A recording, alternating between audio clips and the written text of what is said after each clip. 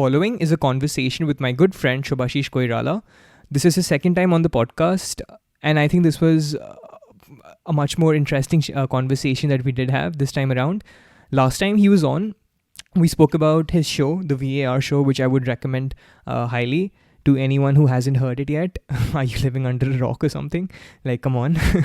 But on a serious note, I think the reason I said this was a more fascinating conversation was the fact that now he's actually CEO of Biratnagar City Football Club, which is a newly formed football club who recently just completed their first season in the Nepal Super League, which was fascinating because I'm a football buff myself. I'm obsessive about the game.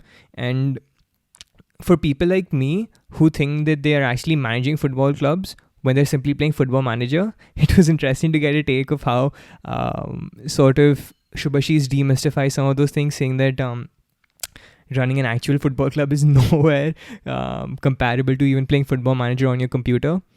So that was interesting to hear because with Shubhashish, I felt he also talked about this aspect that with him being the CEO, there were so many things he had to learn on the job pretty much, because obviously from an outside we may say that acha, he's the CEO, so he may only be looking at the business side of things or etc, but that's not really the case. Shubhashish outlined the fact that there were so many of these industries that he had to look after, in the sense that he also had to have an eye in with the media as to if the team's doing well there, if the right stories are going out, or if the right things are being said and people aren't being misconstrued, among other things. He also had to take into consideration that if everyone, like the hospitality side of things, the training, so there was a whole host of things, and I was just thrilled to see of his enthusiasm in terms of approaching the job even. So that was an eye opener. Additionally, there's just something I would like to point out. I think Shubhashish mentioned this right off the bat even, and I think this is something that people should just be wary of before listening to this conversation, is that Shubhashish did say that with the Nepal Super League and their involvement as Biratnagar City FC, they wouldn't have wanted to go ahead with the tournament, obviously because of the atrocities that are happening. But the situation just laid out in a sense that people had already invested so much of their money and so much of their capital in wanting to go ahead with the tournament. And he often says that obviously it's not the most essential thing to be taking place right now with the other atrocities that are happening. But he did say that people from the outside don't completely see the full picture. And what he meant by that was, often from the outside we may see that acha, that's only sport. Is that really so important to be going ahead when people are actually fighting for their lives, among other things, in India, Nepal and worldwide even? He did mention that there were so many of these individuals who almost had wouldn't have been able to run their house if they weren't partaking in sport as such. So I think that's an eye-opener, and that's something people have to take into consideration before blindly critiquing, let's say, certain industries.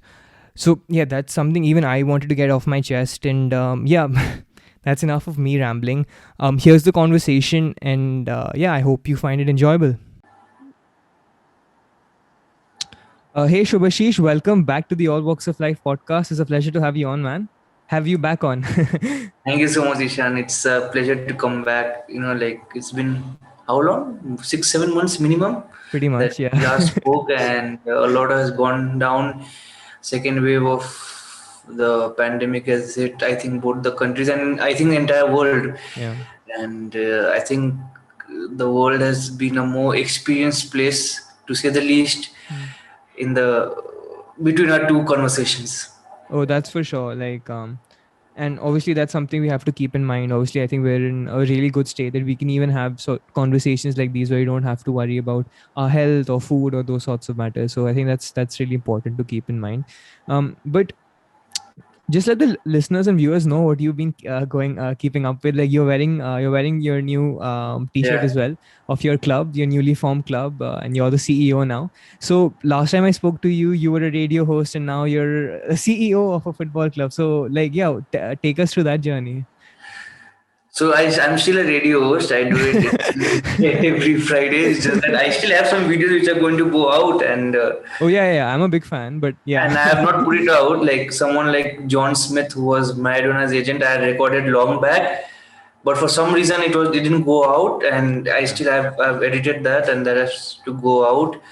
And then also you get I was involved in other stuffs, like you said, the football team. Like, I mean, that jump was quite vast from a radio host to a football team. But yeah, I mean, I think like it's just like you said, like it's just different things like connect you to one thing leads to the another, and like you don't know what happens. Like I started primarily as a radio host because most of my life I stayed away from Nepal. I stayed in India and outside, and the general like I think I mentioned in the previous conversation also, which was quite some time back, that the reason why I started was to make sure that I continue speaking English, because when you come back home you speak in your mother tongue, Yeah. and you leave you lose track, or you lose touch with the language, and then it doesn't become difficult because you have spent a huge chunk of your life speaking that language. It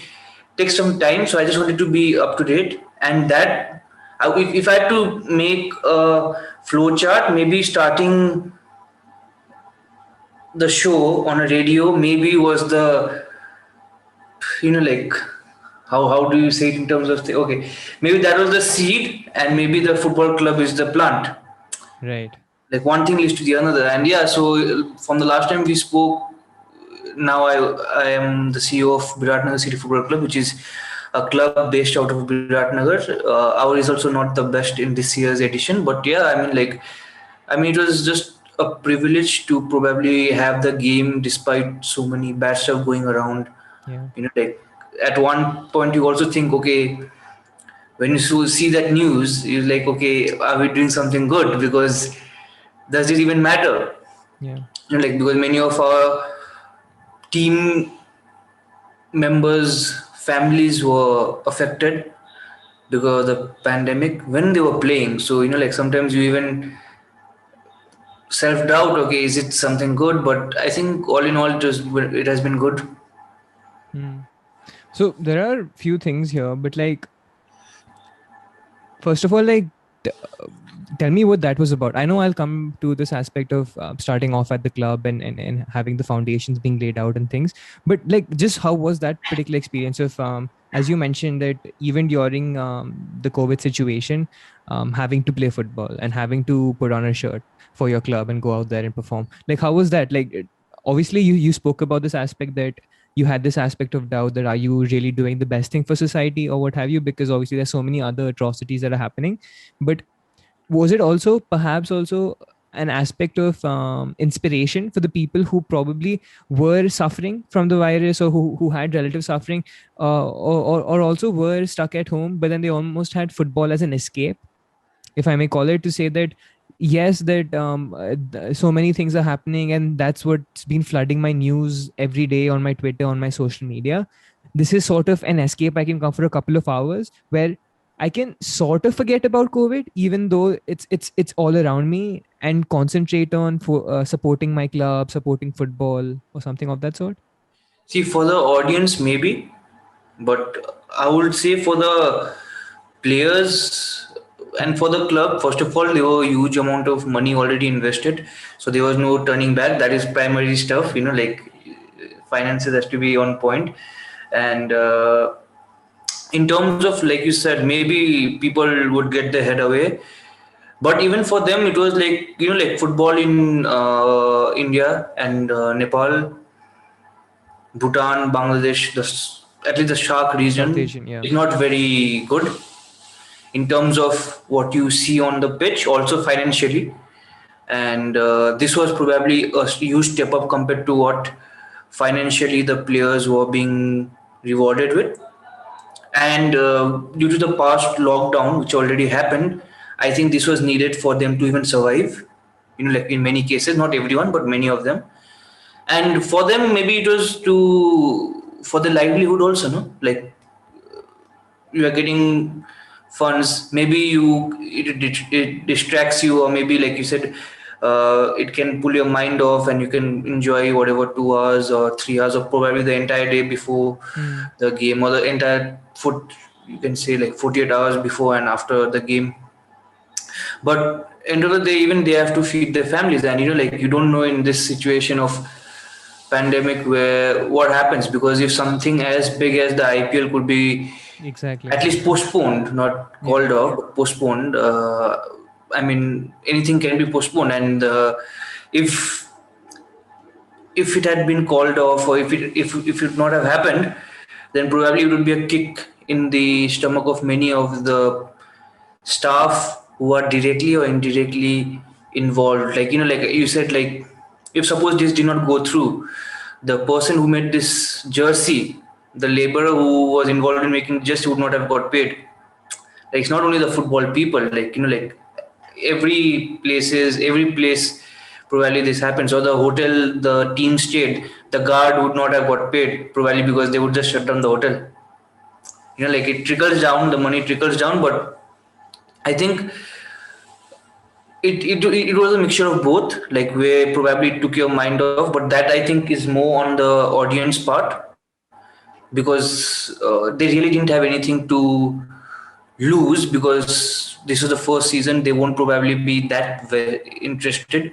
They didn't have any vested interest in it, in terms, like, probably other than your local team's name being used or local region's name being used. It takes time to develop fans, but I think that was the part where audience had a lot to enjoy but nothing to lose. Or then maybe, like, if it was a stalemate or a 0-0 draw, then they probably would have felt bored. If it was a very dull game, then they would have felt bored and they would have gone, oh, like, okay, this is a very bad game. Then they would say, oh, you wasted my time. Other than that, I don't think so. They had to do anything much. But for everyone else, it was also important in terms of livelihood. So you touched upon this aspect of sort of the sustainability of the whole model. So it's not only that. So what I often see, and this sort of disheartens me, is that, for example, if people aren't involved in the game as such and probably are viewing it from the outside, would say that, "Acha, but why is the IPL happening? There's so many atrocities happening around."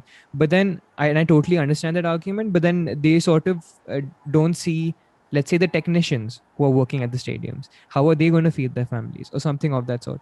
Obviously, when you're comparing the IPL, because the Nepal Super League is still very, very young in that sense. Like, so the IPL can even sustain something like that because of the players, even technicians, and those sorts of people who've been working in that particular industry can sort of, that's fine for them if it gets postponed also. But like, yeah, so I know you touched about it a little bit, but like, was that something you had to convey as a club to, let's say, the supporter base, even though it was young, or perhaps the media who possibly could have asked you questions that why are you going ahead with this? Definitely. Actually, the media were not that, like, did not run after us regarding this, because when we started it, like, the first two games or the first three games, I think, depending on which teams, depending on the schedule of the teams, was played when there was no lockdown. So after that, the lockdown started, and of course, like, depending on team to team, and they took their various measures, like, doing the tests and everything, which I think depended on the team and what they thought and what was good for them, beneficial for them, whatever, like, in terms of thing. But uh, yeah, the people, of course, like, you will have your doubters or someone naysayers who would want you to fail, and they'll just post for the sake of posting. Probably if you talk to that person alone, he will agree with you what you Yeah. say. But that, like, maybe that 2 minute fame on internet, or if you get like maybe 10 likes, then he will feel important, when there's a lockdown and probably he has no one to talk to at home, like, or no one to listen. So maybe probably that way it is the, yes, if was it the most important or essential thing? No, it wasn't the most important or essential thing. But would it be a big blow to the financial model, even for the teams? It would be humongous, like, blow if it stopped midway, or if it was discontinued, or if it didn't happen, or if it had to be postponed. It would be a huge loss in every aspect, in terms of the brand, in terms of, like, financially, in terms of gaining the people's trust. Like, it takes some time, like, Hmm. so I think it was important for it to go through. And even if you take, like, hotels, or if you take the, like, hospitality industry, they have been doing very bad, in every way, I think. So even if we if suppose there were seven teams and they stayed maybe in four different hotels, and even those four hotels got some amount of funds for some certain time, which they don't. Of course, it depends on their model, but in most cases, at least some money trickles down in terms of, like the security guard or the everything, no? Like, Yeah. so I think overall it has been beneficial, but then again you have naysayers who would probably say that money would have been used somewhere else, but then the Yeah. people involved in setting up the teams would probably not give that money in Exactly. that. So it probably didn't make sense. I think in best case scenario, the people involved directly or indirectly have, I mean, the economics as a whole, economic, that's environment who as a whole benefited because of everything. The people who are involved, like when they see, like the Premier League makes a lot of money. I'll talk about the Premier League because I think that is the most relatable out of all. Even in, I know, not even like even the Champions League, which is going to be 8 today. The Premier League, when they say players make a lot of money, they do make a lot of money. But when they make that much money, the hotel where they stay, they also make a lot of money. So what happens is, even the staff make money, even the bus driver makes money. So what happens, they may not make what maybe probably Pogba makes, but like they It's a make whole good amount of it's the money. whole ecosystem that works Yeah, around it's an it. ecosystem, economic ecosystem, which thrives probably because a football or a Premier League is running. Like it's not, of course, if you put it in priority, it will probably come the last. But like, see, suppose many of them may have spare change to even probably offered a oxygen cylinder. Suppose if you require, like you need to buy, but maybe someone in the lower routes who was involved in the game, like maybe a security guard, he would not be able to afford that because maybe probably he didn't have a spare money lying around, which he probably has now because of the game. Like it may, of course, like everything has its own pros and cons, but if you look at the pros, I think overall it was good, it went through. Yeah. There's another thing though, because of the onset of the Nepal Super League and it being its inaugural season with the new teams as well. Like that would have been a major blow in itself, right? Like if it Yeah, didn't go through, yeah, because if you've invested so much money, you've brought in so many players, you're expecting an outlay, however much, and if it just doesn't go ahead, then that's detrimental in starting off a club, even or starting off a league in a country, right? And sports, it's difficult to make revenue anyhow. Like it's it is difficult to very cut even. difficult. If It's you very cut even, you're difficult. good. Yeah, no, even cutting even is not good. Like even if you see, like you don't even even cutting even is Yeah, difficult. it's It's difficult. very difficult. People think, oh, they make. Do the players make money? Yes, the players make money. Yeah. Do the people involved make money? They do make money, like in terms of the staff. But do the club as a whole make money?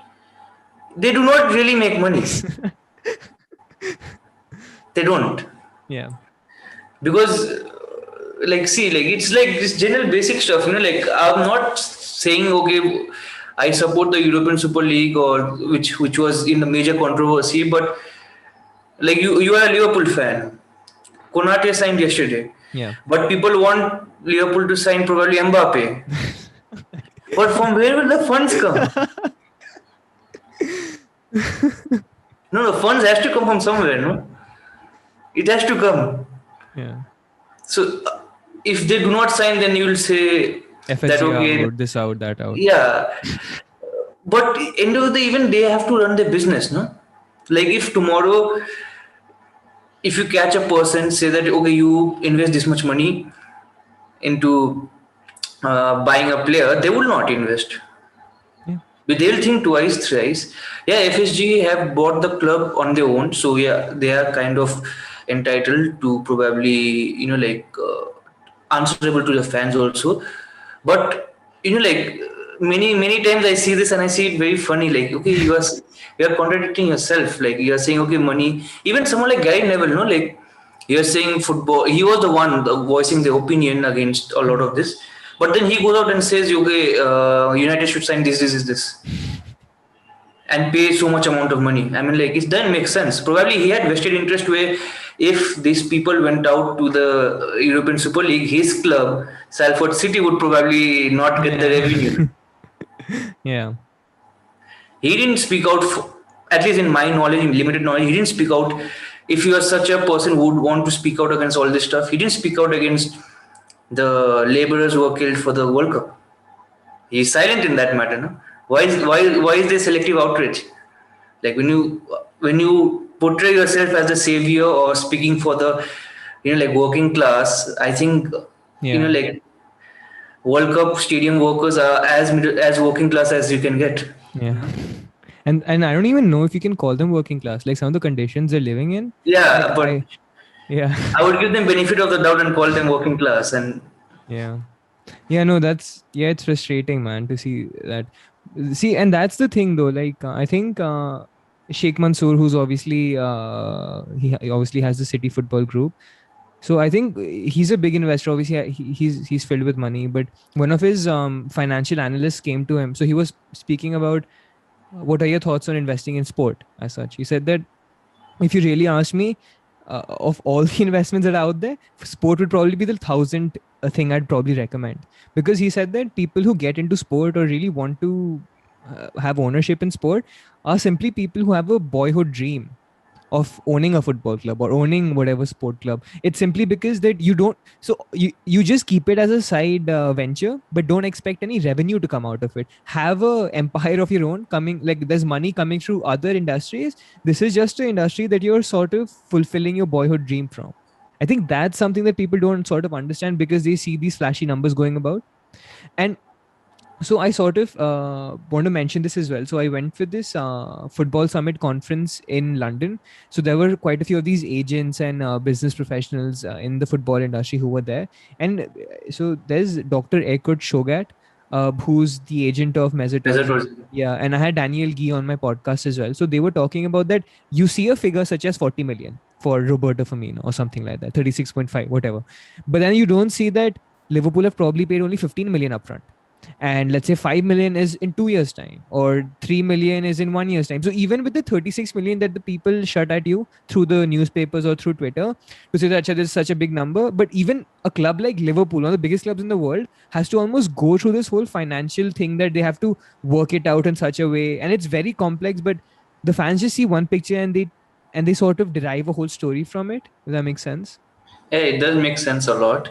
Yeah. And what you say is, I think Daniel also runs his own channel, no, in Yeah. YouTube, and he also broke down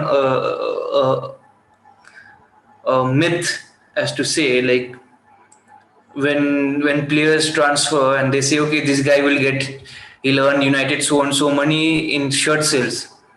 No, they don't get that much. United have been paid by Adidas certain amount for using the brand. Yeah. Maybe they might give you certain amount of sales. But if tomorrow if United sign back Ronaldo and Ronaldo sells 1 billion t-shirt, United won't get 1 billion. If it's £1 per t-shirt, you won't get 1 billion from Adidas, whoever. They may get maybe 100 million, 200 million as certain percentage of the sale on, but you won't get more than that. Most of the money Adidas makes. Yeah. Because they took the risk and they invested in the first place of giving United certain amount of money for that period. Similar with Liverpool, like you mentioned, like how they have those, they have taken a very nominal fee from Nike, but they have taken certain amount on the merchandise sale or something. So those are like things. Like now, what people will see is, okay, they have signed 1 billion deal, or like how. And this is a general thing, no? Like these are the things when you hear Pogba is signing 90 million, he'll probably earn that in 1 month. He'll get back in shirt sales. That doesn't happen. Like, okay, probably over the course of maybe 5 years, probably he'll get United back the money via shirt sales, but whatever he makes, whatever United are getting back, more than that or triple or 4 times, quadruple of that, the particular partner is getting. I think Daniel Gee breaks it down in his video. He used different words and paraphrases, but what I could infer was this knowledge from it, and that makes sense. Like similar, like if you see, it's similar everywhere. Like probably if you take 656, who are our sponsors, and also Indian national team. So 656 are sponsoring Indian national team, but every shirt they sell on their website, do entire sales go to the Indian national team? I don't think so. No, yeah. But that same thing can happen with, I don't know who is the cricket team sponsor of Indian national team, but Is it? whoever I it think is. it's Byju's right now, but yeah. Okay, Byju's. Okay, do whoever makes the kit. I mean, not Oh the. right, yeah. Sorry, I'm I not think it's sure. Nike. Probably Nike only, huh? So the Nike doesn't give entire to Indian cricket No. national team. Mhm. They will give. They may give the whatever undisclosed cut, whatever they promised or whatever it is. But I mean, like you mentioned, like people think that whatever numbers are being floated around, that is the bait and Entire end all of story, it. yeah. And I mean, it's a different picture altogether. At the other end, probably I got a bit wiser. Like probably with the even with the lower end of the football that I've been dealing with right now, in compared to what is going on all over the world. Of course. I've got a better picture, become more wiser, but I mean, like that's. But then, what the people you're speaking about are general keyboard warriors who will go on and like. I wouldn't. I don't know what to say to them. It's like this. See, it's also, I feel, I don't know if maybe a fault of the media as well, because when these newspaper publications come and say, "Acha, Liverpool have a 200 million transfer kitty," and whatever. So now the fans are also expecting, "Acha, we have 200 million to spend. Why isn't my club spending it?" But so it's the same argument that we were making as well, right? Previously, that for example, with whatever deal, if it's the deal I mentioned with Roberto Firmino, even if you've paid 15 million upfront, for example, what if there's 20 million that's remaining from which is in installments, right? So you have to pay that now. So that will cut away from your 200 million. So there obviously there's so many technicalities, and we're only talking about transfer fees right now. They're like wages. Yeah, it's a lot. So much. A lot. So, Obviously, like, I think the best case, like, since staying with Liverpool, I think was Thiago. Where I think I'm not sure what news was at least given out in the public was they pay 5 million every year or something. I don't remember. Something for I think the final wages are around 25 million. I mean the final Fee. transfer fee was around 25 million. Yeah, They pay yeah. 5 million. So that is a good deal. And I think that was the first time I think where like the general public really understood, or at least Liverpool fans, because everyone started praising Michael Edwards, saying, "Oh, look at this, See, how he has done this." But see, I think Shubashi is like Liverpool are still one of the best run clubs in the whole Yeah, world, in my opinion. Like I think they're ahead of the curve, and like Michael Edwards is just a treasure. Like he's just so smart, like with everything he does. But no, but then what happens is they are very well run club, but like many other clubs, they do not release the data. yeah, They just keep it to themselves. So what happens many a times is when you don't release the data, or you keep your stuffs more in incognito or private, people don't really know what's going on in the background. Like if you take like something like Red Bull, they are pretty well run club. I mean, not club, the entire company. Yeah, the I mean, sister it's clubs. quite Yeah. well run. Like even someone like the Pocho, I think it's Pocho family. I don't know, Poco or Pocho. The Watford owner, he owns Oh yeah, Udinese. so Watford, Udinese, and I think another club also. Yeah. Yeah, I think it is in La Liga. They own one club. Yeah. So they do this full transfer of players quite well. Like like sending from here to there. Even City for that instance. Oh yeah. City Like is just an empire. if someone like they bought someone from Australia, I don't know the name, from rival team of the sister club, and because there's a wage cap or whatever, they send that person on loan. Yeah. Like they do those stuffs. I mean, like it's just that. I mean, Liverpool are definitely one of the best run clubs because their entire model was that. Even I think, again, I forget the club's name. Is it Alkmaar where Billy Bean was there? I think so. No, Billy Bean. Billy Bean was at FC Midtjylland, I think. No. He was in AZ Alkmaar or PSV, one of these two. I don't remember. I don't think so. I think he was at. You know Vincent Janssen, the Tottenham striker? Yeah. I mean, like who had come like 2 or 3 years back. Did he come from AZ Alkmaar or PSV? PSV. He came from PSV. I think I think he can. We can Okay, check it up. so We can check Billy it Bean up. runs the club very well. He sold, yeah, Vincent Janssen. I don't know. Is it? Yeah. So Billy Bean was advisor to AZ Alkmaar. Okay. Oh, So advisor. Okay. Okay. Yeah. yeah, so I mean, like they have been running their stuffs very well, signing and loaning out or selling players. Other club which I really like is Brentford. Hmm. They are well run in terms of how they buy and how they sell, and their exports have been good. Like in terms of the money or revenue generated for the club, and also like how they have been performing. So I mean, like there are a lot of clubs, and of course Liverpool are one of the best because they have been winning and the top titles. So of course they will be in the top thing because the other clubs you mentioned, I don't think so anyone has won a Champions League in the last Hmm. 4 or 5 years. So Liverpool have won, so I would put them. Yeah, no, it's all about the whole sustainability model, right? With Billy Bean. So there's this great movie like Moneyball, like on Netflix. And I think I haven't read the book yet; it's on my reading list. But people say it's really good. So it talks about Billy Bean's whole philosophy and how he looks at sport, and it's just fascinating because like I think he's a revolutionary because I don't think anyone was looking at the sport in the manner he did. Like just simply looking at through numbers and raw numbers, and almost the performance comes later. And I think Liverpool have sort of it's very much in the conception because FSG also own a what's it called baseball team. So I'm forgetting the Red name. Sox. Yeah, Boston Red Sox, right? So I think in they tried to hire Billy Bean but Billy Bean was at Auckland. I'm forgetting the name of the of his club, but and a team from Auckland. But he didn't go because he wanted to stick there. So they've been in this game for a long time. So yeah, man, it's all about sustainability. Something. So like I'll say you, staying with Billy Bean. Earlier this year, there was a very advanced talk of Billy Bean's company. I think Red Ball Corporation buying around 50 percentage of FSG and thus Oh, looking after Liverpool. It was like maybe September, October time. This news had floated around a lot, but it died down after that.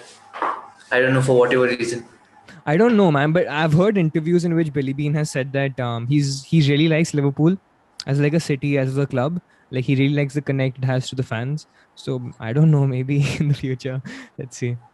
But that's really interesting, though. And this is something I wanted to get into as to like what were your foundations at laying out, let's say, Biratnagar City Football Club. Like what were some of the things you guys were thinking about when you were sort of planning on setting up the club? See, first thing was you need to win. Okay, you can have the you can play the best football, whatever. That is a bonus. But if you don't win, no one is going to remember you, right? Like I mean, like in my opinion, again, that can be very very different for many of them. When in the beginning stages, maybe say since the league is new, in the first 4 or 5 years, if you want to be one of the top teams in the country and in the league, you need to win the league at least once. So we already lost the chance in the first year. So in the next 3 4 years, we need to win once.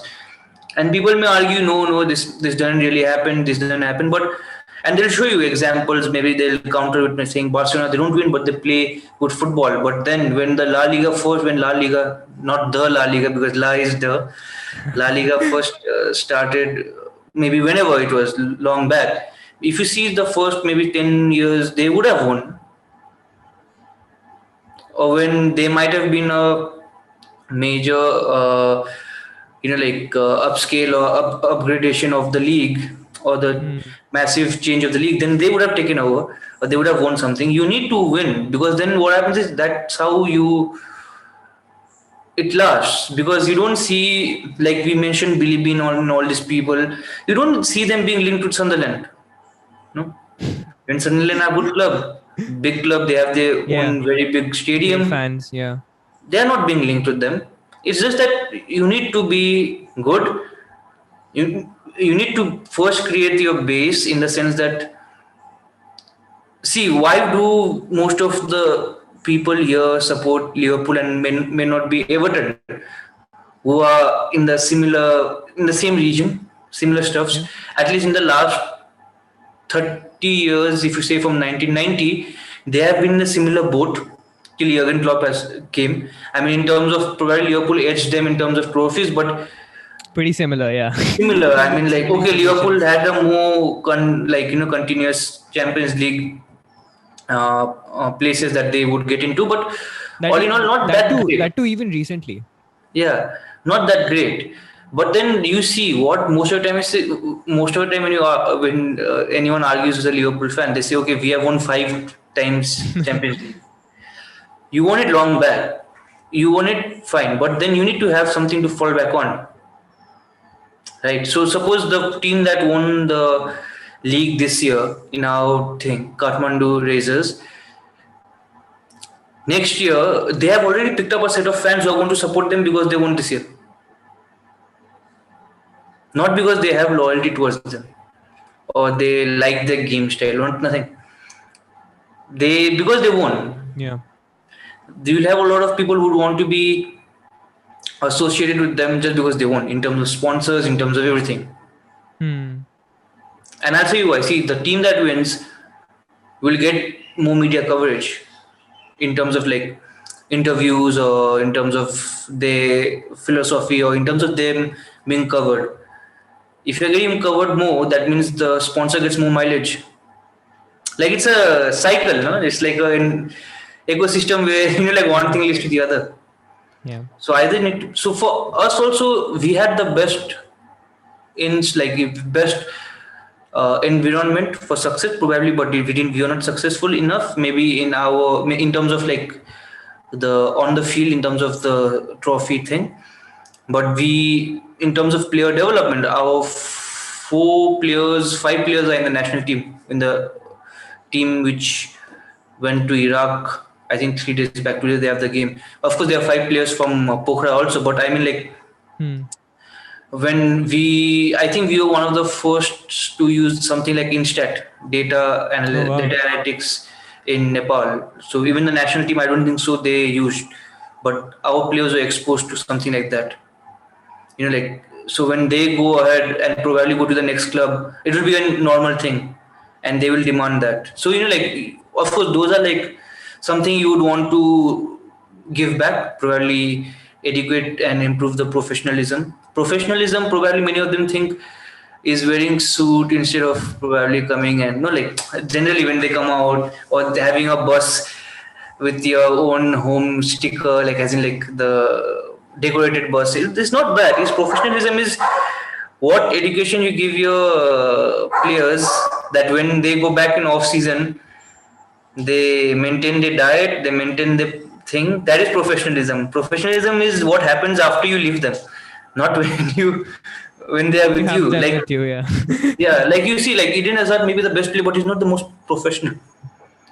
But if you see someone like Milner, may not be the best player, but even today he is one of the fittest in the very like demanding system of Jurgen Klopp. So you see where professionalism ranks. It's like, so that is something you need to be educated on, and provide that improves the entire structure. If you take someone closer to home, Sunil Chetri, you see his professionalism. He's 37, 38. I'm still shocked he's continuing. Our coach was 10 years younger than him this year. So you see, like, like it's like, what's his name? I forgot his name. Nagelsmann is Oh yeah. very, very young compared to Sunil Chetri, I think. Yeah, I think how old is he? He's probably 31 now, something like that. Then there was this one Japanese guy, I forget his name. He's 50 something, he's playing. Yeah.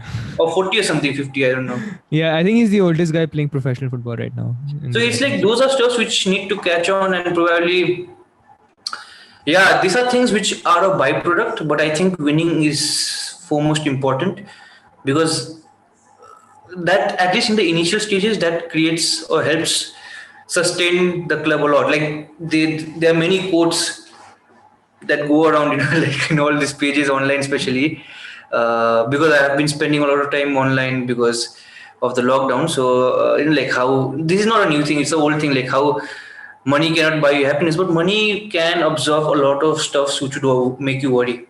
Yeah.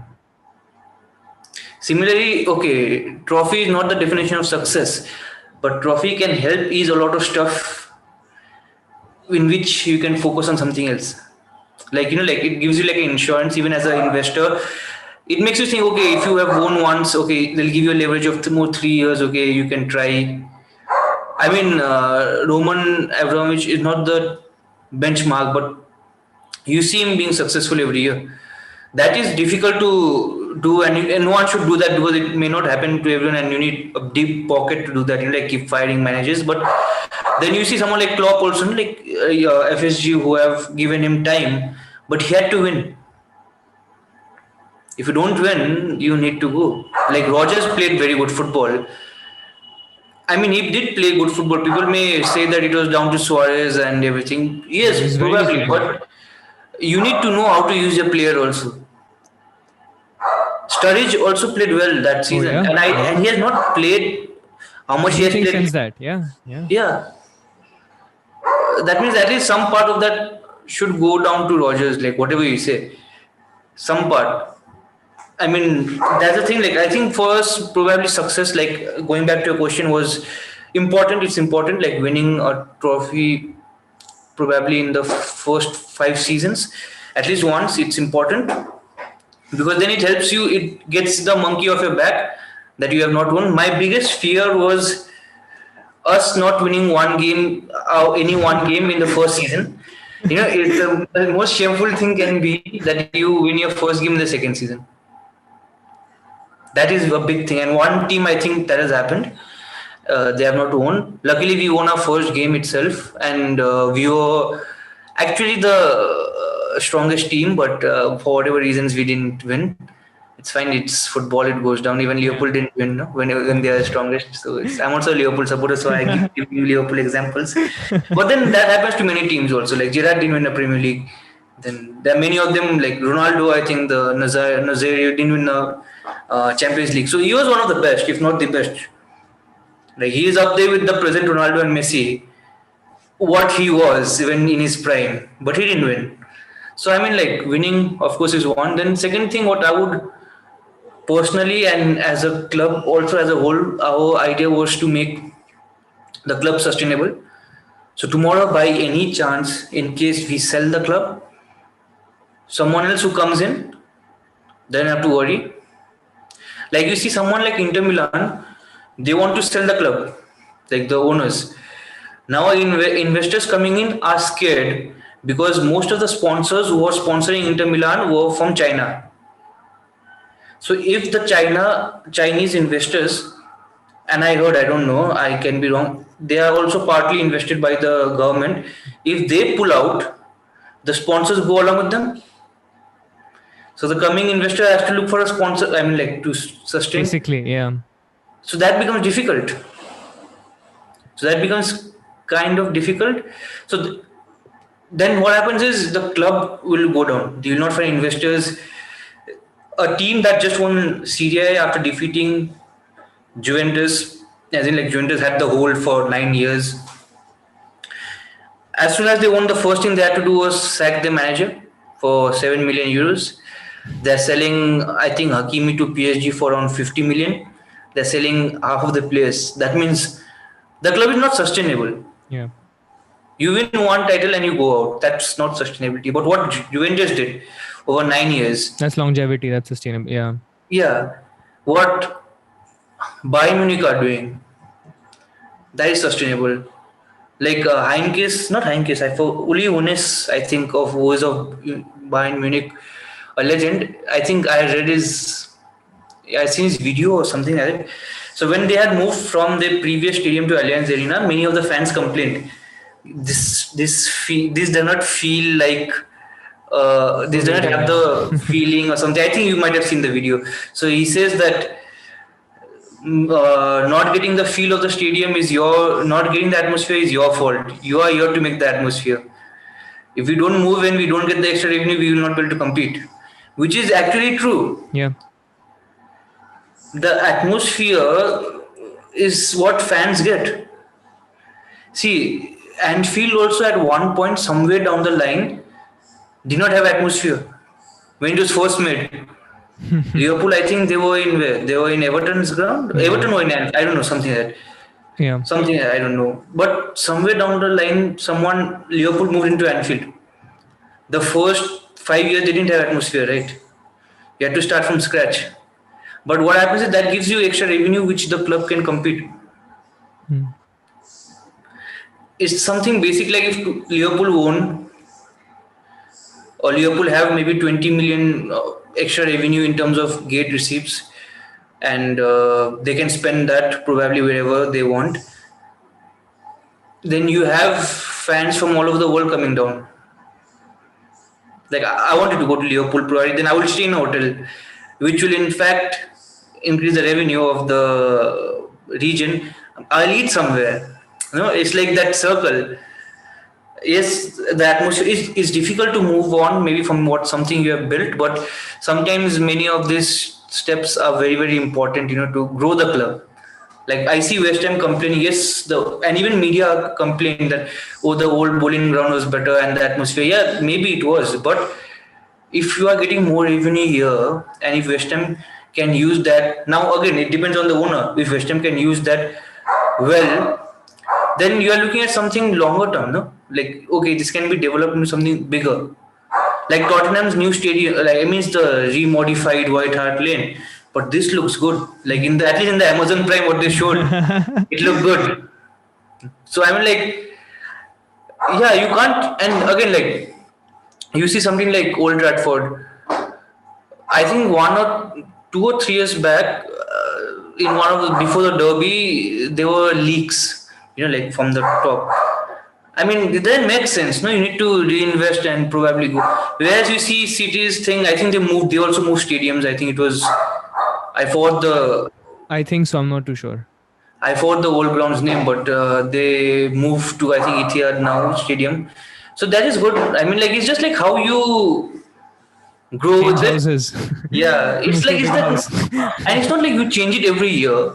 You should have something to show. Suppose if now Anfield, I heard it cannot go more than 65,000. Okay, for now 65,000 is a lot, but if maybe after 50 years, 65,000 won't be a lot. Then what do you do? Do you still stick with that, or do you build a bigger stadium where probably you can fit 100,000, Hmm. and which is a huge substantial increase in terms of tickets? Yeah. Which Like as a what? result trickles down into the local markets, Yeah, hotels and what have you. Yeah. exactly. So now, if you see the bigger picture, then that is better, right? And that people, so in our end also, it's like something which is sustainable that we want to create that, probably in terms of players development. And I think when they say sports does not have money, you cannot actually break even, the only place where you can break even is when you sell players to your youth academy. When you sell them, that's the only place where you break, or like even you exceed. Like probably if, like, I don't know. Okay, when Liverpool sold Kevin Stewart who Hmm. to Hull City for 8 million, I think, About Andy and Robertson for 8 million. yeah. But if you see, if you just take that as a one out, and you sell, or you take someone, I don't know whom did any academy product did Liverpool sell, Ryan Brewster to Sheffield. Brewster, yeah. Although he came from Chelsea, so if you say Ryan Brewster, you sell him to Sheffield for 23 or 25 million. So that 25 million can run your academy for a lot of time. Yeah.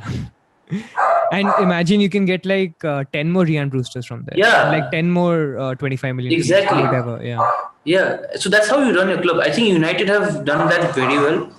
Like in substantially, selling youth products, and even Barcelona to that matter, and even I think someone like at Madrid, they use this system a lot. Chelsea have done it well, but Chelsea they stockpile, they loan out, and all those stuff. That's again very very confusing for me. I do not know much about the legalities. I heard now it's going to be cut down, but like you have your ways about it, and these are like few ways you can do. Like you take someone like Jadon Sancho. I think City sold him for 8 million. Yeah, now he's worth hundreds, whatever million, but 8 million for an academy player going out is humongous.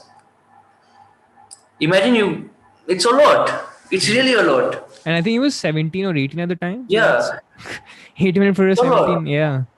It's a lot, a lot. People don't get that. Like people will say, oh, Liverpool sold Raheem Sterling for 50 million, 49 something. That will run Liverpool's academy for a long time. If you just take that out and put it for the academy, it's like, I Hmm. think running a sustainable running producing good players would be the foremost in the academy, because in our plans, because that first it supplements the main team. Secondly, that's the only way you can make money. Yeah.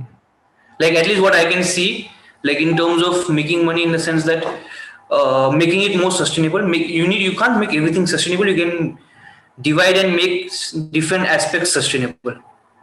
Like, okay, academy we can make it sustainable. Can we make our merchandise sustainable? Like what we wear, can we outsell as to what we spend on getting the merchandise? Like, suppose for the team we are say, suppose we have put aside maybe 10 lakhs for the jerseys and everything for the season.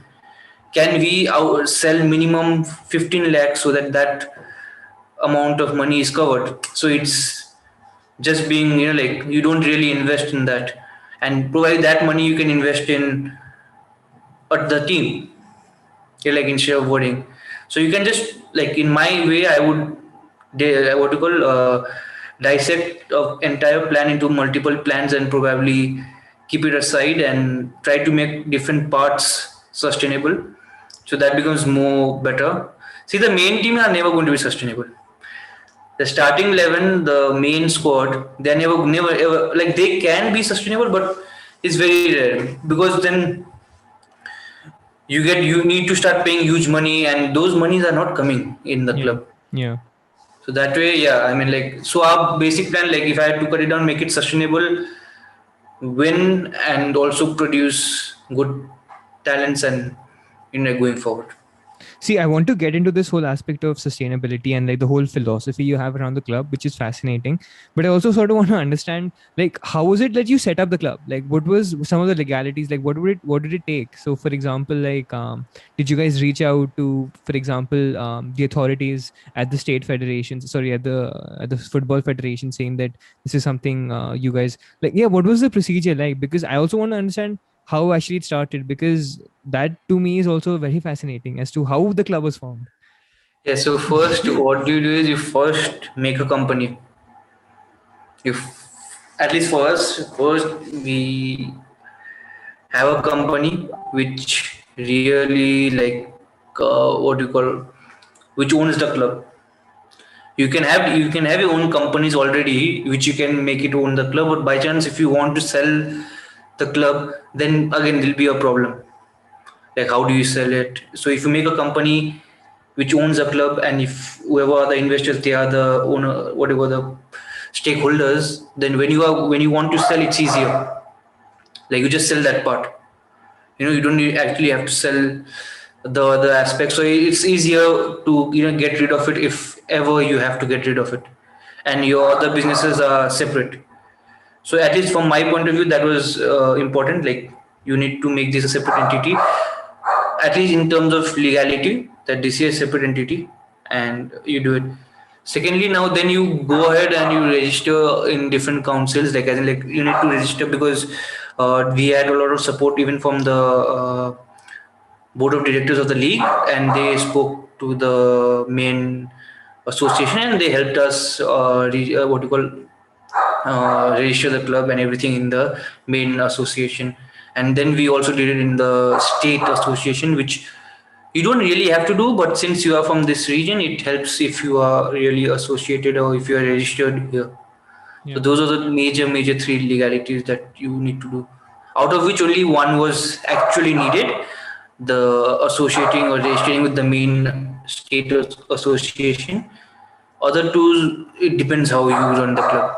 So, like, how long were you guys planning this out? Like, I'm guessing this was something you guys probably would have planned from some time, and then it's taken time to sort of see it grow. Or like, what was that procedure like? See, this whole procedure was done within 2 weeks, Oh.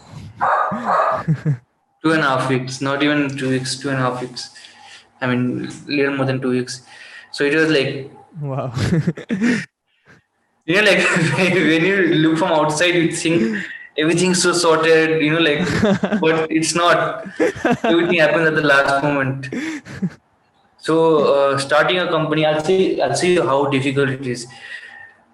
First, you need to get the logo done because you need to register that if you're doing a new company. Yeah. So you need to have a logo. Okay, you'll make the logo. That takes at least a week because you need to work on it. Hmm. Secondly, now you need to have your stamp and all those stuff when you're making a new company. That is like, I think, basic. You think of a name. Like these are like, you need to do your stuff very fast. It's Hmm. not difficult, but it's not impossible. It's difficult. Yeah, because if you're looking at it as a long-term project almost, or even if, for example, if your model is later on that you want to sell it on, even you would want to leave a legacy wherein the club is in a good state, right? Like Yeah. there's something that people aspire to. Acha Biratnagar City FC, like there's something to it. So even Yeah, if definitely like that. That is something. So even our logo, you can see like what is the three thing here. These are like the opening gates, like not opening gates, like the gate that is there in when you enter Biratna. Like how do you say it? Like I'm not able to say not a toll gate, right, but like it's the like a entry welcome to to Biratnagar yeah, gate, like right, like that type right, of thing. So we have put that in our logo, and secondarily that gate is going to be demolished and they're going to make a new gate. And this gate was there for quite a while, maybe 20-30 years. So this thing goes down in history. Till the club is there, the gate will always be there. And I think that will be the only place where it will be there. Right? Because you will have photos and everything, but no one else will carry on with the gate, right? Because it's being demolition, being something else is being made. But that frame in the club's logo is always there. hmm, So that way, it is kind of like you are getting to the roots. But then again, it's difficult to get a lot into the roots because at the first instance, because you learn from and you grow. Even like what when United started, their logo in the first years to their name in the first year to what they are now is different. No? yeah. So you start, and when you are really successful, by that time it's very different.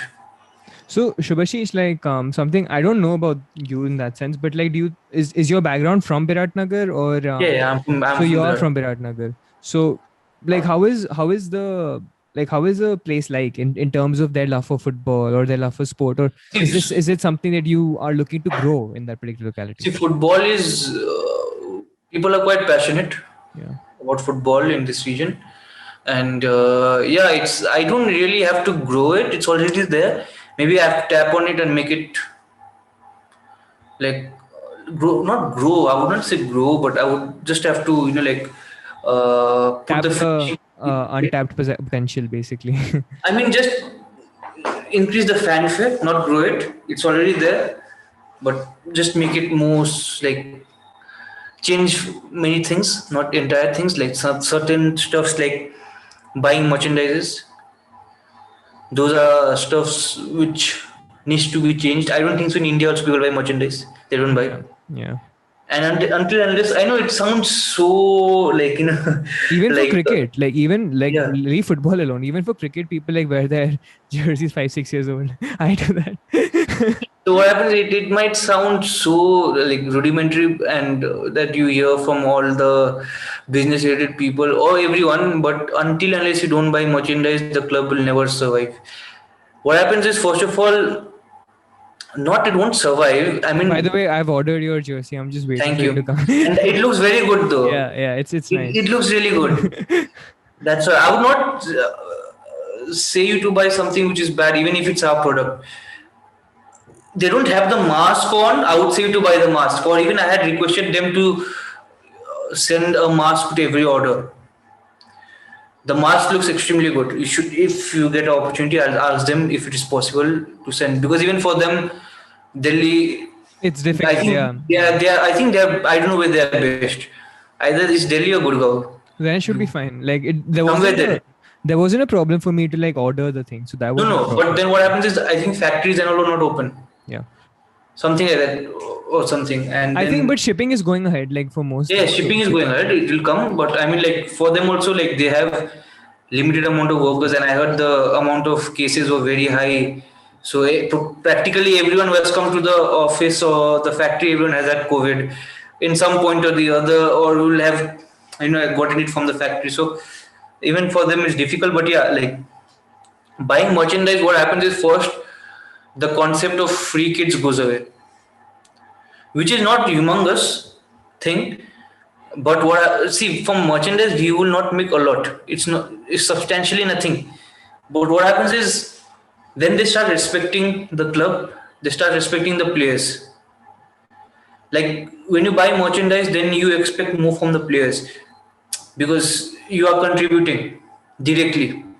The reason when I said you like a normal person would not pay money to buy Mbappe for Liverpool is most of the South Asian those who stay here they buy second hand kit. I mean like second Yeah. copy. Yeah.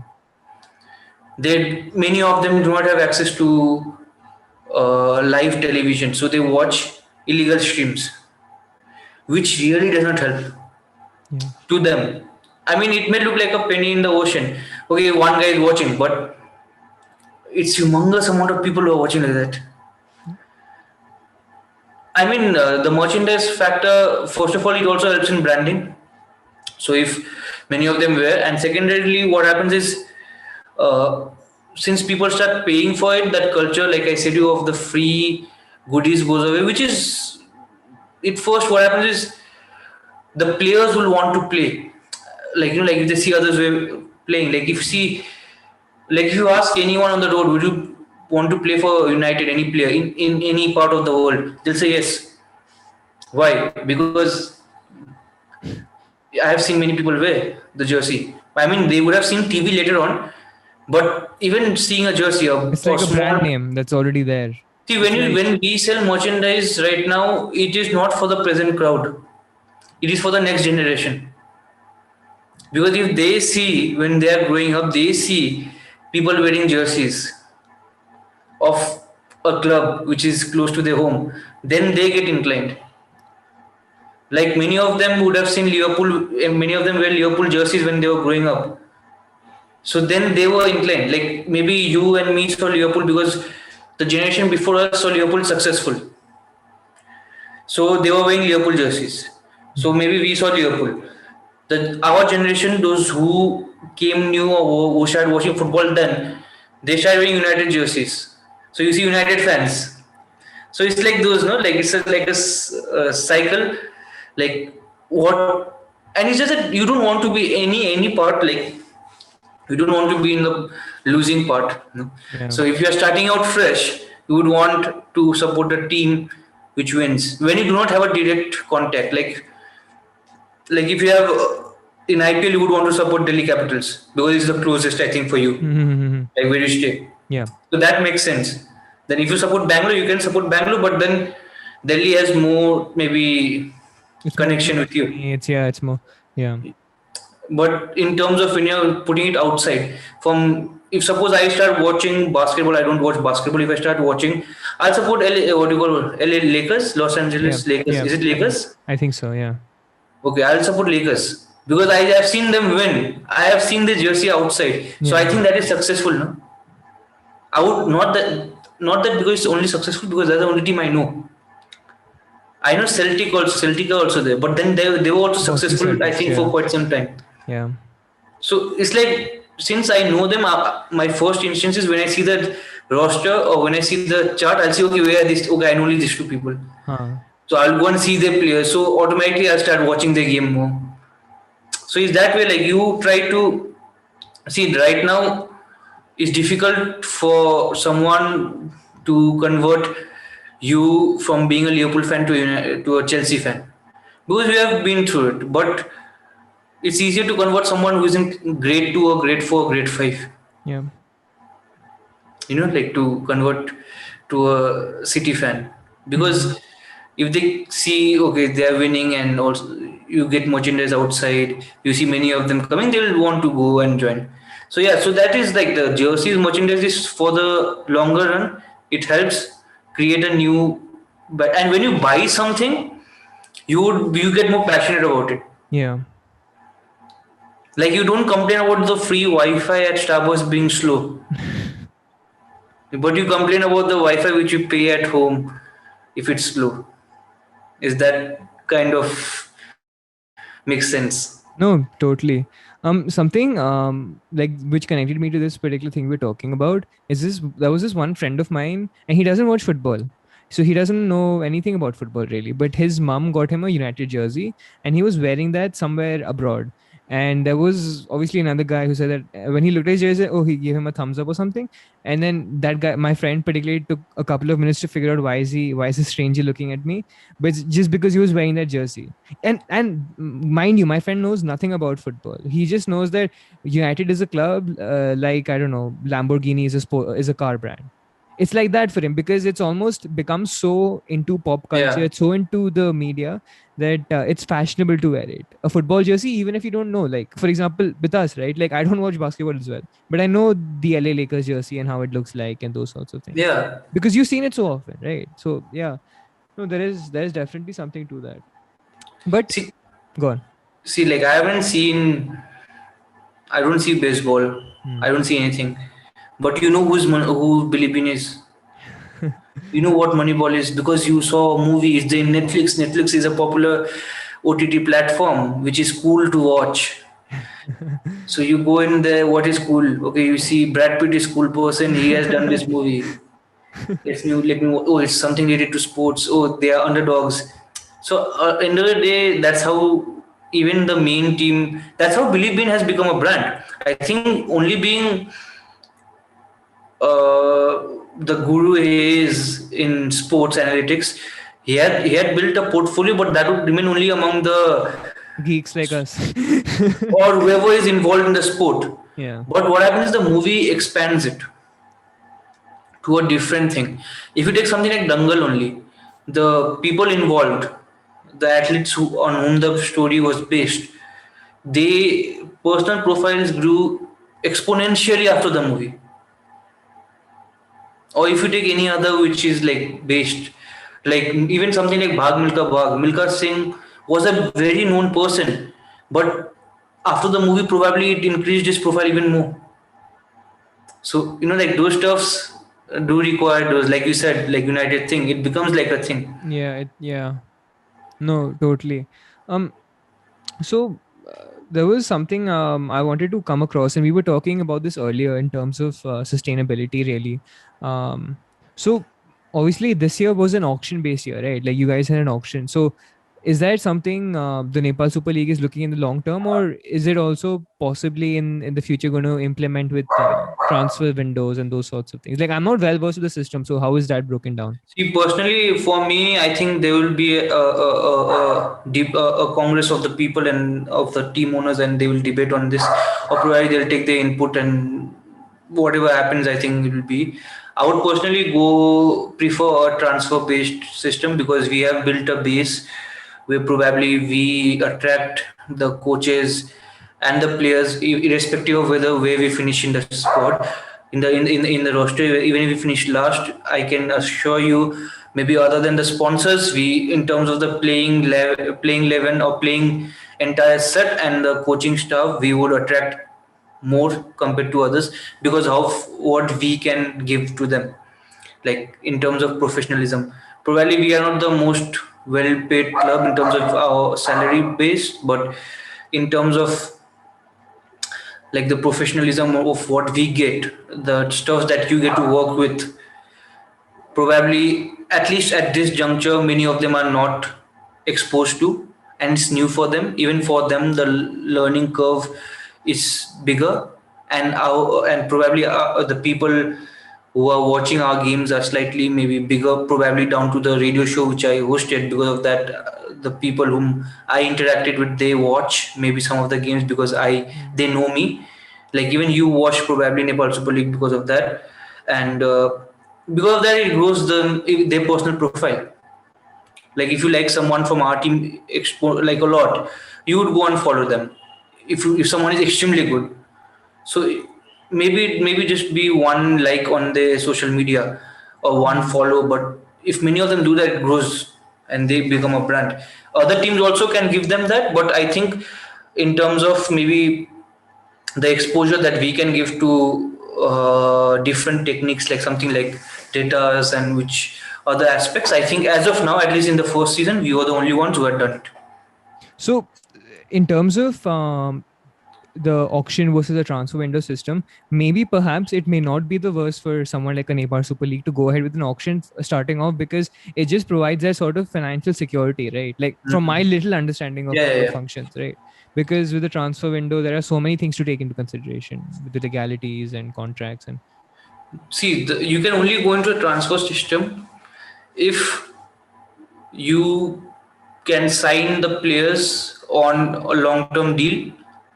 That is, if you are paying them all throughout the year and for multiple years. But with the format of the league, at least at this juncture, where it is a very, very juvenile league in terms of way it can be or way it aspires to be, I think right now signing players for multiple year contract doesn't make sense for makes any yeah, team for because sure. of it's like you are wasting your money and which could be used for something else. And so I think at the end of the day, probably maybe follow something which IPL did or something where you can retain certain amount. I think that could Yeah, be a better model perhaps. better model at least for starting it out, and probably in the longer term when clubs are most sustainable Sustainable financially, yeah. and then probably you can ask them to probably get into the transfer market, and that would be better. Because I'm just looking at it from an Indian perspective, right? Like in India as well, like football is not that great, but teams still struggle, right? Like teams barely. There are so many teams. I was having this conversation with Abhishek Sharma. It's going to be out in a couple of days. And he's a sports agent, and I think you know of him. Actually, Yeah. So he was telling me about this particular thing, and this is something I've been thinking about, that like because of the AIFF doesn't have its structure right, there's so many clubs that start off but then shut down in a couple of years or in a year or so, because they just don't see a roadmap, or they see that the funds aren't being used in the right manner.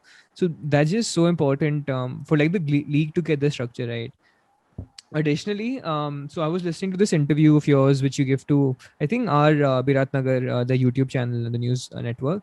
So over there, you mentioned this aspect that because with the league and how it's structured right now, you only play 6 games, and you even mentioned that perhaps that's not even a good way to measure teams, because you in the initial today, right, in our conversation today, only mentioned that you felt that you were one of the stronger teams in the league. But perhaps, and as you mentioned in that interview as well, that if you lose 2 games in the first couple of matches, maybe that just leads to a losing streak, because you sometimes you need 5 6 games just to get into the flow of okay, things. I'll just say I'll cut you out in that. I'm sorry for that. No, no, it's Till fine. the after the fourth round of games, you were first in the table, and there are 6 rounds. Till the after the fourth round, we were first in the table. And you finish sixth. Yeah. So that's how, like like you can't really say that we Exactly. were the Yeah. worst or we were the second worst because there were 7 teams. No, we were not, because we scored the most goals. We were the most entertaining teams. We defeated the finalist by a scoreline of 3-0, which was the heaviest defeat in the entire tournament. And the other finalist who actually won, we had a collapse, kind of like Liverpool, what they have. We were leading 2-0. But that was one of the most entertaining games of the season where the scoreline finished 5-4. Wow. So it was not like we were like that bad. So it's like you can't really say anything in 6 games. You can't say the team Exactly. which Yeah. finished seventh is bad. No, they're not bad. Maybe they were just probably getting things done. They were starting. Hmm. Like probably we could have finished seventh if the league had 20 games, or probably we could have gone on to win the league by maybe 20 points if the league was of 20 games. Like something which Conte in the first 7 or 8 games he was no way with Yeah. Chelsea. If He that was league just was figuring out eight his games, system. Yeah, he's just if figuring out that his league system. was 8 games, he would have finished last or whatever that was in out of 20. But it was a 38 game season, so he went on to win it by a good margin. So it's like those stuff, and I think it was difficult to even like measure what it is. So the only actual feedback or the Real, I think you can measure the success of the team was when the national team coach came out and said that Biratner, our team was the best team in that tournament just before the final. Wow. They had called him for the, I think, pre-match, and he said that Biratner are the best team in the tournament. Like no one plays even close to what they did. So I think that was a success. I think when you Hmm. compare it that way. Yeah. No, definitely. And so where was I where was I going with this? But when you sort of look at these, like, oh yeah, so when you were talking in that particular interview as well, something you really wanted was to have it home and away, but obviously with covid and the situations we are living in, you sort of had to make it centralized and have it in one place. Can you speak to me a little bit about that? Like, how much did you particularly lose because you weren't playing at Biratnagar in that sense? And like, what are the plans for next season? Not only that, I know it's a little. Let me complete this question. That I know it's a little early to say for next season even, but like, are you guys planning on doing a home and away, or how is it structuring out as per yet? see, commercially, see, first thing is home and away. First thing, what happens is if you're playing here, we'll start developing fans.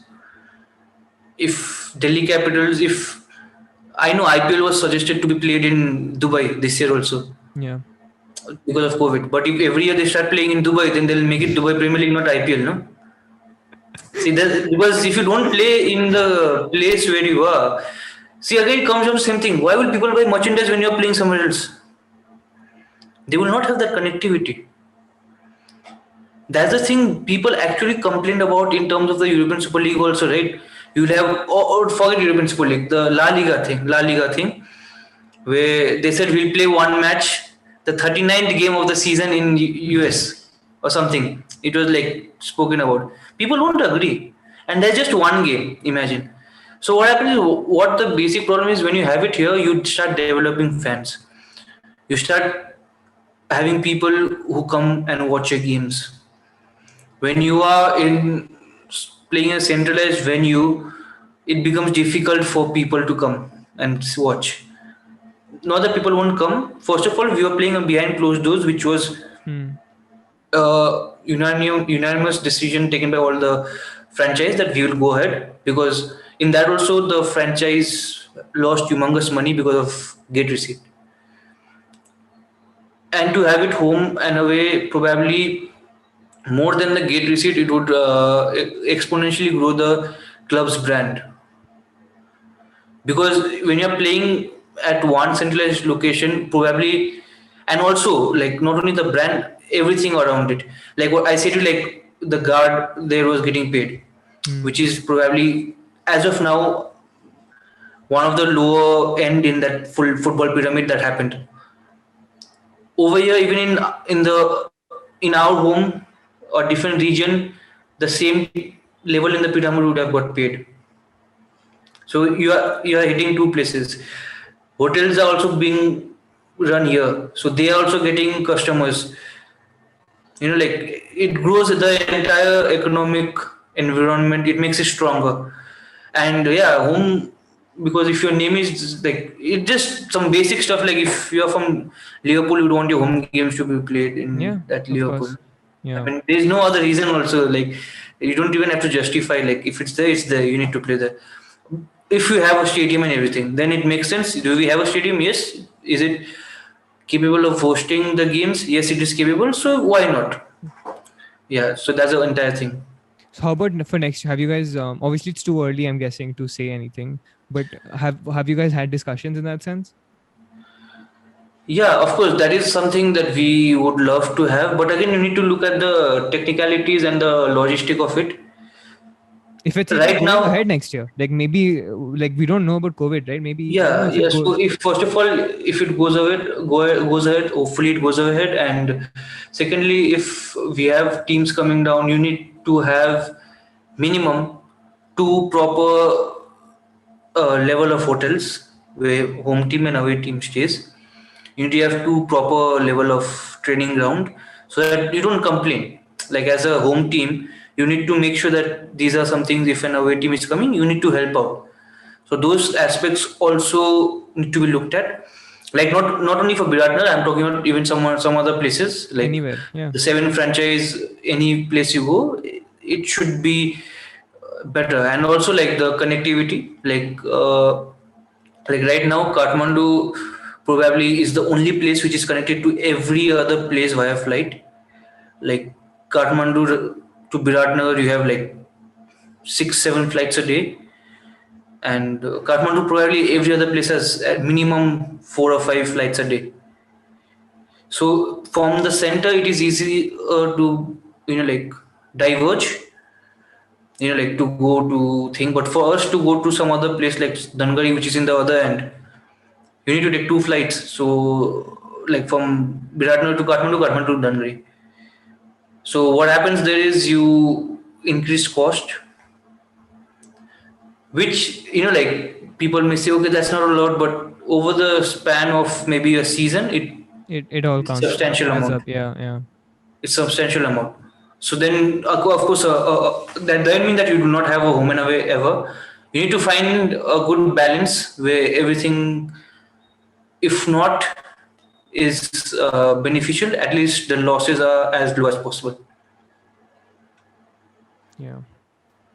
So something we were talking a lot about youth and your focus on youth and having that to be a focus on the Biratnagar philosophy, if I may call it.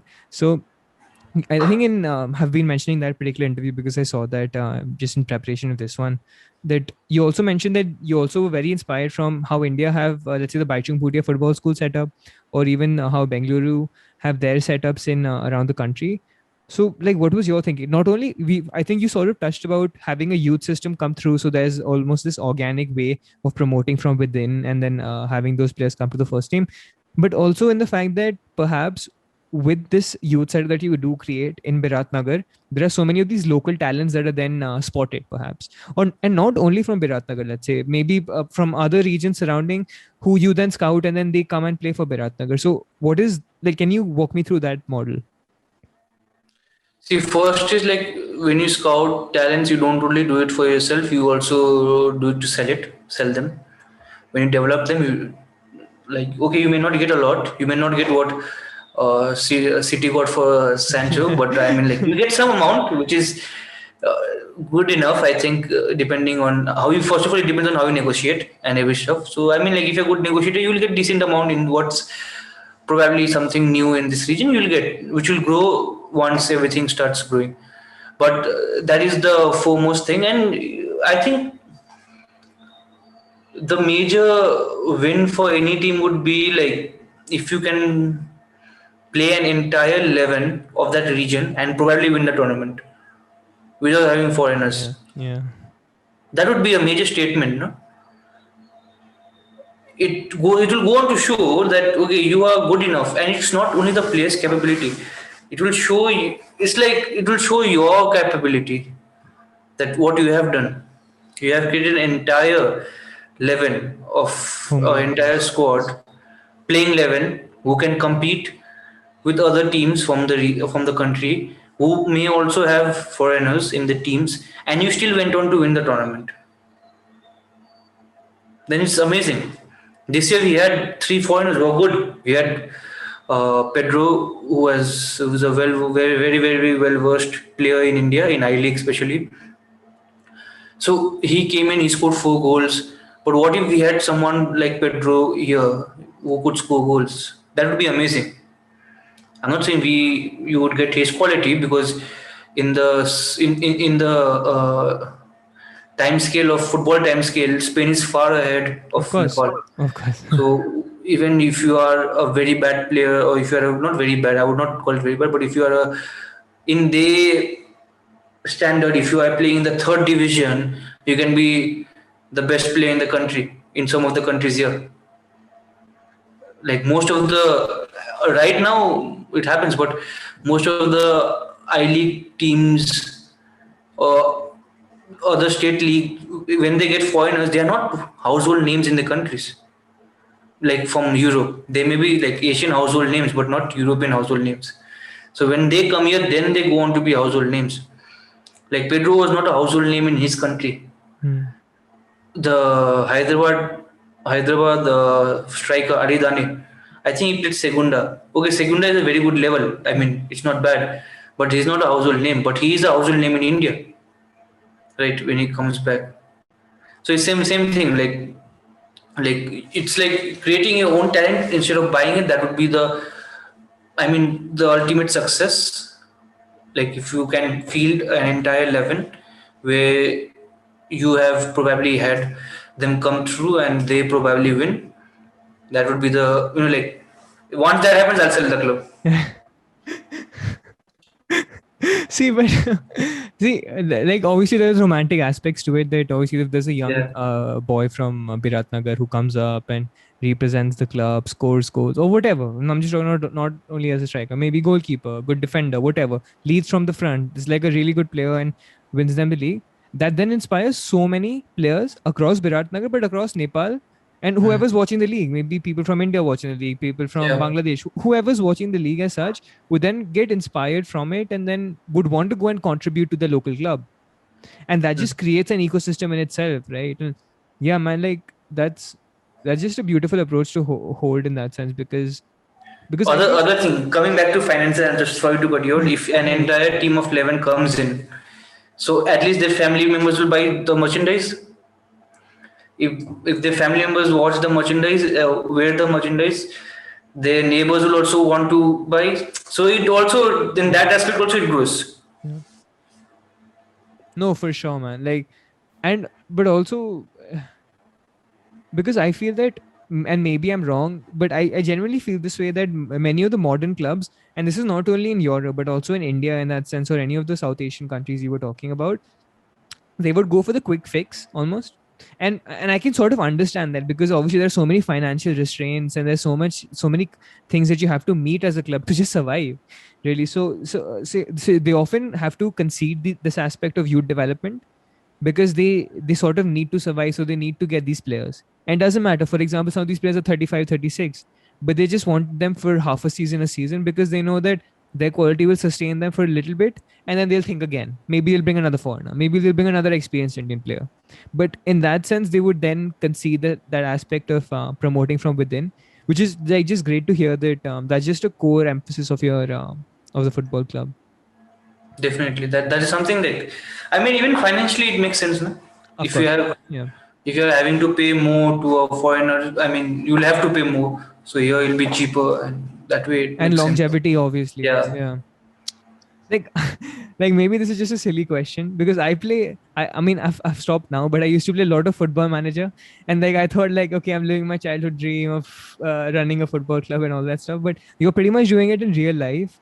Like, so how has that experience been, like working in a like working the first season, really? How was your experience with the club, with the players, with the matches, everything, really? Like how did you feel? Is very, very different compared to football manager. I'll say you why. The moment you feel like you get bored, you can switch off the game. You can you can delete the app, nothing will happen. Or you can pause the game, you can come back after 10 years and play. Here you can't do that. It's hectic. It's hectic. Like sometimes it's difficult to run an entire thing because running a football club is not only on field, off the field. Every aspect you need to watch. Every aspect. It is similar. Like it's. I would even put it into like it's being a CEO of a football club. Maybe even more challenging than being a CEO of a FMCG product company. Because there, okay, your product is there, you have full control on your product. Here you have a products You have which no are the control. players, which you do not know what can happen day to day. Like one silly mistake, and then here, when your products go out, they meet certain standards. Now, if they do not meet the standard, then that is your fault because you need to check everything. Like, okay, if you are selling maybe this jersey, so all the jerseys need to be of same quality, and uh, they it's something like the color of the ink of the paint. it has to be of equal quantity, the color that is being done for all the jerseys. That is in your hand. If one thing is of lesser quality, you can remove that before it goes to the market. Here you cannot do that. Here you can only do if you are injured. Okay, you are out. But that then many of them do not really say they are injured also. So they go out. It's similar everywhere. So you cannot really control play. It's difficult to deal with human than to deal with like non-living Things, yeah. objects, because you can shape it or you can change it according to your needs. Here you need to be able to deal with them in every aspect. Psychology plays a huge aspect in how they perform, and I think it's easier also, but it's easier to deal with humans also, but it's also difficult because everyone will not be in the same page. Everyone will have different directions or different motives where they want to pull at, and you need to get them on the same page. And I think that part it's difficult, but definitely like it's much more difficult compared to Football Manager, because in that you don't have to go searching for sponsors and all those stuff, where it's difficult. But yeah, it's all in all it's decent. I mean, it's not bad because you have it's not it's hectic, but it's not very hectic because you have a lot of people, doctors, and everyone fighting to save lives. They are doing much more hectic stuff. This is nothing. At the end of the day, what will happen? The club will shut down. Someone will have huge, humongous loss, but no one is dying. Right, end of the day, many of them are doing jobs where people, if you do not do your job well, or many of them lives depend on your job. That is more hectic. Right, that is in football you can pass off the blame. You can say, okay, the I can say we came out six because the player didn't play good or they were bad. But in there it's up to you. So I mean, football has been the club has been good experience, and it's good going forward also. But it's very difficult because people don't really, like the football part of the game is the easiest. You're really more relaxed about the game, whatever be the result, than the entire thing. Like getting the jerseys, getting the training grounds, those are difficult. Those are difficult stuffs. Playing part is fine. See, in the game, someone has to lose, someone has to win. Like you can't have everyone winning because that is not possible. Like seven teams can only win if all the games are draw 0-0. Right, then only it will they'll win. Then there was a famous Italian who said the most perfect game of football would be a nil-nil draw because no one will make mistakes. So if everyone is winners, then all the games will end in a 0-0 draw. Then all seven are winners. So that's the only case where everyone can win. Yeah. In that also it depends on the yellow card and red card. If no one has got, because you also see the disciplinary action, no? Like some of the tables have that also. So in that is fine. Like someone has to win, someone has to lose. So that is totally fine. Players also give their all, and sometimes they don't. It doesn't happen. It's fine. But the behind the scenes work is more difficult than on the scene what comes on TV and Yeah. all those aspects. No, I think that's what many people obviously whatever I have interacted sparingly with people who do work in the sports industry, that's what they do say. But can you give me a rundown of your day, like because you talked about this aspect, right? Like this aspect of taking so many things into consideration, being the kids being in order, training ground, if the people's there. It could be, I'm guessing even things like the physios being there, Yeah. things like the water being there, ice packs being there. I think even everything even if you aren't directly doing it, there's someone Yeah. who's answerable to you, so it sort of is your burden anyhow. So like what was your rundown of these days, and like how did you go about it? See, rundowns are different days, okay, but I'll just give you one aspect. At one point of time, I'll just say you like how uncertain it is. So we were training in a place called Dharan. So we had to go to Kathmandu air flight, and the guys and the boys have come to the airport, and we had checked out. So the place where we were training was 30 minutes from the airport, different city. The airport in that region is only in Biratnagar, so we had come to Biratnagar. So entire day the flights are fine. Suddenly there's a the guys get on the flight, they go to Kathmandu, and just before they could land, the wind is very high in Kathmandu, so they can't land. So they come back to Biratnagar. Imagine, they just couldn't land. They were already there. They could not land because of the wind being very high. So they come back. They land here, and 10 minutes after that, there is the most massive hailstorm that Biratnagar has seen probably in 10 years in Biratnagar. So the flights are cancelled for the day. We don't have a ride also because the guys had gotten into the flight, taken off. So I had set the ride, I mean the bus, to go back to your place because it's done now. We'll settle our payments later, and probably he has gone whatever his plans were, probably to pick up other passengers and whatever it was planned. So now we don't have a ride because it's around 10 o'clock at the night and everything is shut. Or wherever, like, because the night buses leave at around 6, so they have gone. So you don't have buses. Hotels are packed. Now where do we keep these people? Somehow we found a hotel and we kept them.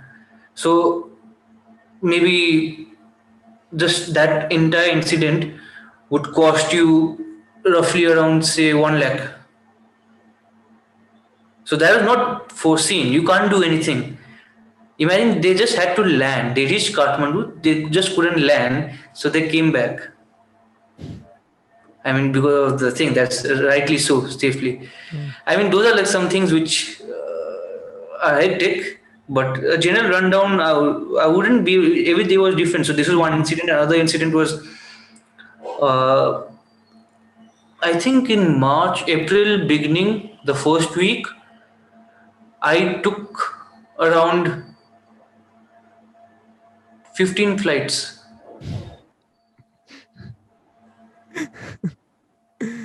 So I left from say Biratnagar today, suppose this afternoon at around 2, went to Kathmandu and came back to Biratnagar the next day in morning 8 o'clock. Because we had to do two stuffs, one here and one there at one slot. So if by chance my work didn't happen in Kathmandu, so going there was a waste. So if that 1 or 2 hours or 3 hours, if that person cannot really give me time, or whatever reason that person couldn't do anything, it's over. So next day I have to come back.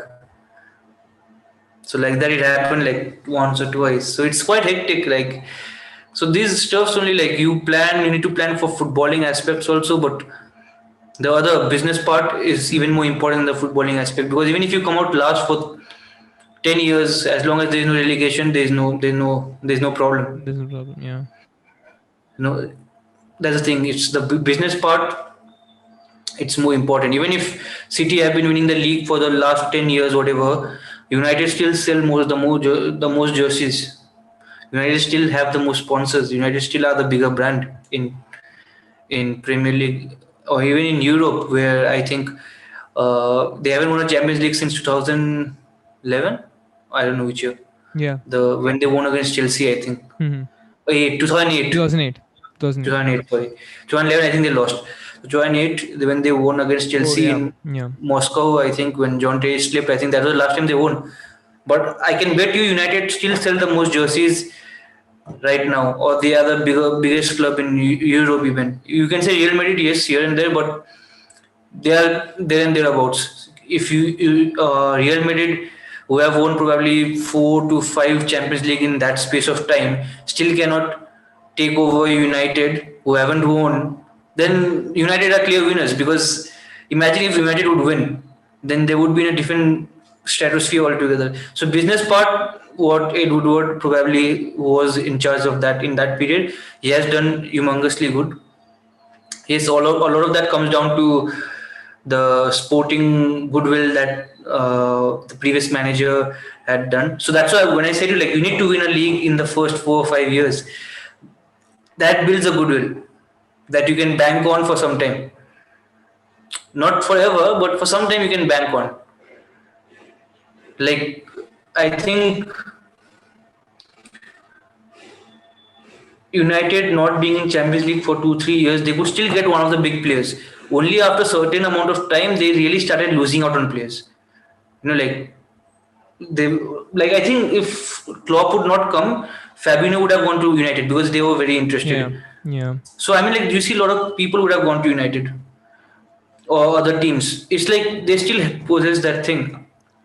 Like even Liverpool, for instance, like under Klopp, even if you are not there, it's that sporting goodwill that you build. So business part is important, very important, but thing. So like a basic rundown would be get up, go start, see if there is any article that is written good or bad. Like you don't read all, but you see, like if there's any general criticism like which you can work on.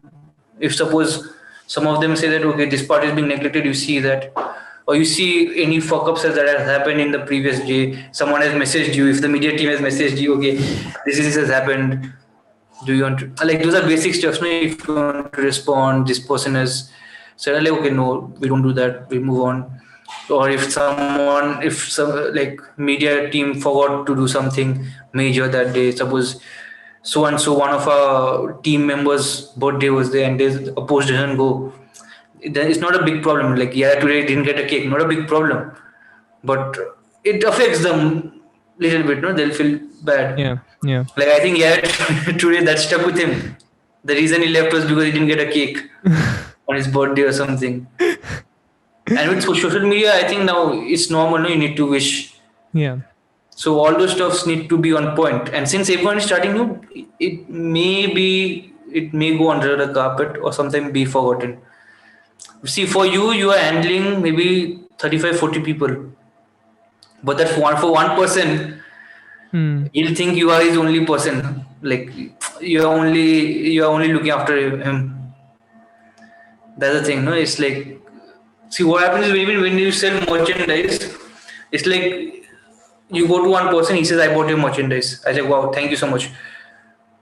But when you see from that person, you think, okay, that you have bought a merchandise, but I have had to cater to so many people also, others.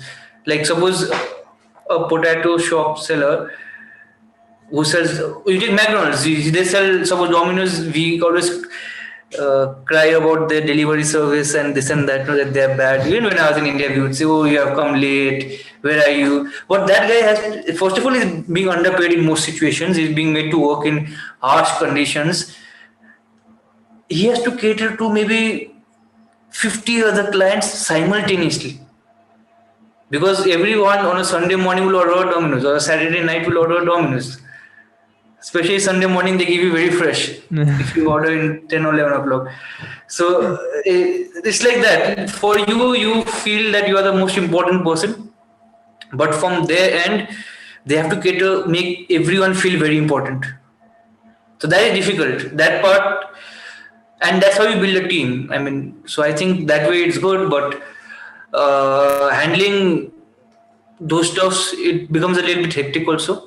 But fortunately for us, we had everyone, most of our different team leads were extremely good. So these all stuff didn't really come out, or these all stuffs were all taken care of in the sense that we didn't really make any mistake anywhere down the road, or even if we did make, we did rectify.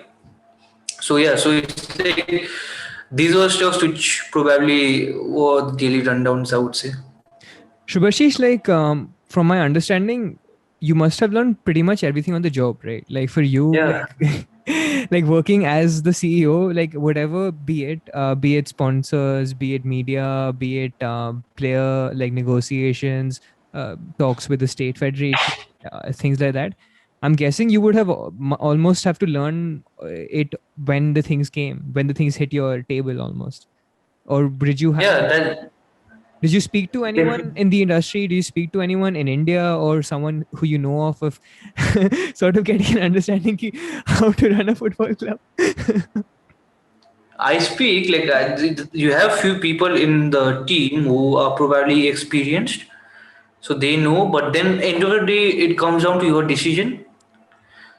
So that is difficult. Some decisions are difficult where you think you are wrong, you may be wrong, or you are 100% sure you're wrong, but you need to do the decision. Like it's not the decision people are scared of, or are worried to take. It's the accountability. Later on, okay, because of me, this has happened. That is more, worrisome. But then with time you get used to, like, okay, you need to make the decision and you don't have time to think, like, okay, do it, let's get this done. Yeah, I do talk to few people, but those they are very varied interest, in the sense that some of them I speak to are of a marketing background. So I ask them, okay, these are the merchandise that we want to sell. Are they good enough? Are they well priced? Do you think people would buy them? Whatever he says, end of the day, it's my call again. Yeah. And who knows if I what price he might say, no, this price is very high, but if I put a price and if that sells, then that becomes the price. Tomorrow, if someone asks me, if I say this price, he may say, no, that's very high, I'll put it low. And it might work for him. But for me, this works. So I can only say this. So the persons or the expertise you ask, they can only say what worked for you, for them. Sorry. Like Mourinho will say you that his system is the best, but then Klopp will say the same thing, and even Guardiola will say the same thing, and they all of them are successful. See, end of the day, it's making your own call, and making the call is not difficult. It's very easy. You already know what you want to, what your decision is. It's just that wrapping your head around that. Okay, I'm going to be accountable for this. That is difficult Mhm. because then you can't, like I said, you can't close the app. You need to face the consequences of your decision. Yeah. Yeah, you can't unsave game and reload Yeah, yeah, it. And play the Champions League final again. yeah. You can't do that. But Shubhashish, like you talked about this aspect that with one of your flights not being able to land and then you almost having to incur a loss and Okay, going back. on that note, I'll just say one more thing. You said the Champions League finals playing it again, right? So since you are also one of, even I was one of them who did that. So like where if you were taking a second division team and going and probably winning, even if you keep saving on saving, you keep saving on saving, there'll be only one instance where you'll win, right? After doing 10, 15 times. So I can even go on to say that this was the one instance where we didn't win or we didn't reach the final Hmm. in terms of the league. So this was that one instance where we didn't reach. So If now, you played the simulation out several times, you think you would have done, you would have won the yeah, league every time. I, 3 out of 5. Wow. See, I haven't seen all your games, but I have seen some of it. So I'll save some data. Do I have it right now? Wait. So the people who scored a hat trick against us in the Kathmandu game, he had an expected goal of 0.25 in the game, but he scored a hat trick. Wow. He had an XG of 0.25. See, I'm just glad that you guys are using things like XG because there are so many clubs in India who don't use it. No, no, you just they had an XG of 0.25 and he scored a hat trick. Wow. But I'll just see if I have that. I'll try sharing it. I'll give you sharing just what's it called? Okay, just 1 second. Where is it? I think you can share right now. Can you share? Does it give you a feature to share? Just 1 second. I'll make this fine and then only share the rest. Reports. Okay, not here. Games.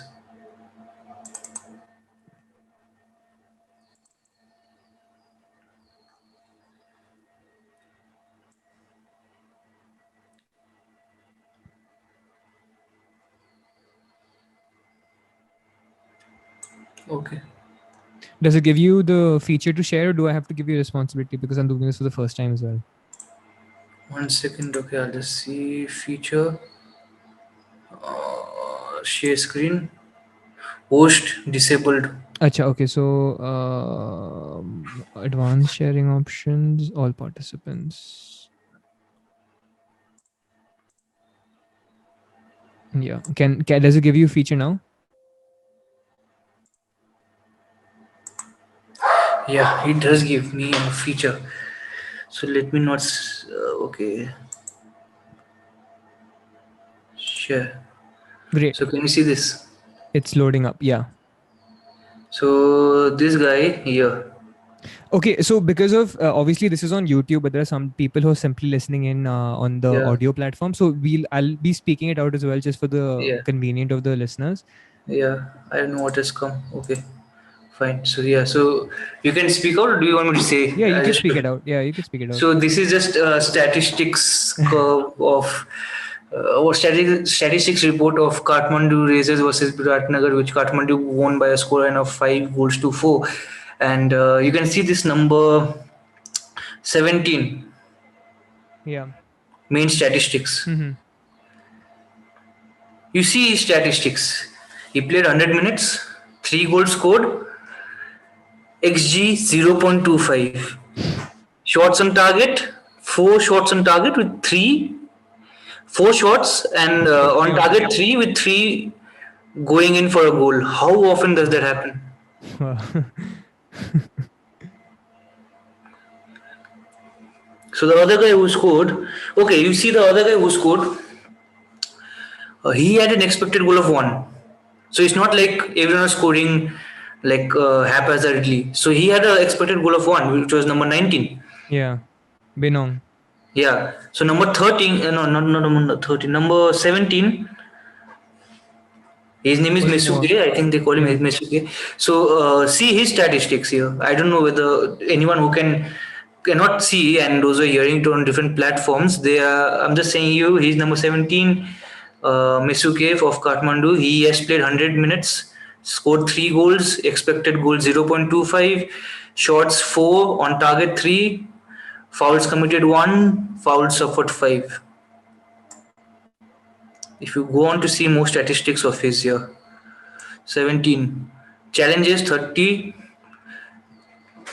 won 13, 43%. A challenges 7, won 4.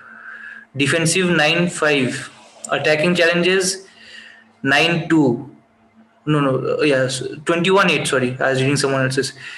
Dribbles 10, attempted 4, successful. 40% completion rate. Yeah. So you can see he didn't have a very good game. Hmm. Instead, number 10 here, who has come on as substitute, he had a more, or you Yeah. can say number 19, Binong. Hmm. He had a better game. Yeah. 3 out of 4 dribbles completed. That's great. Yeah.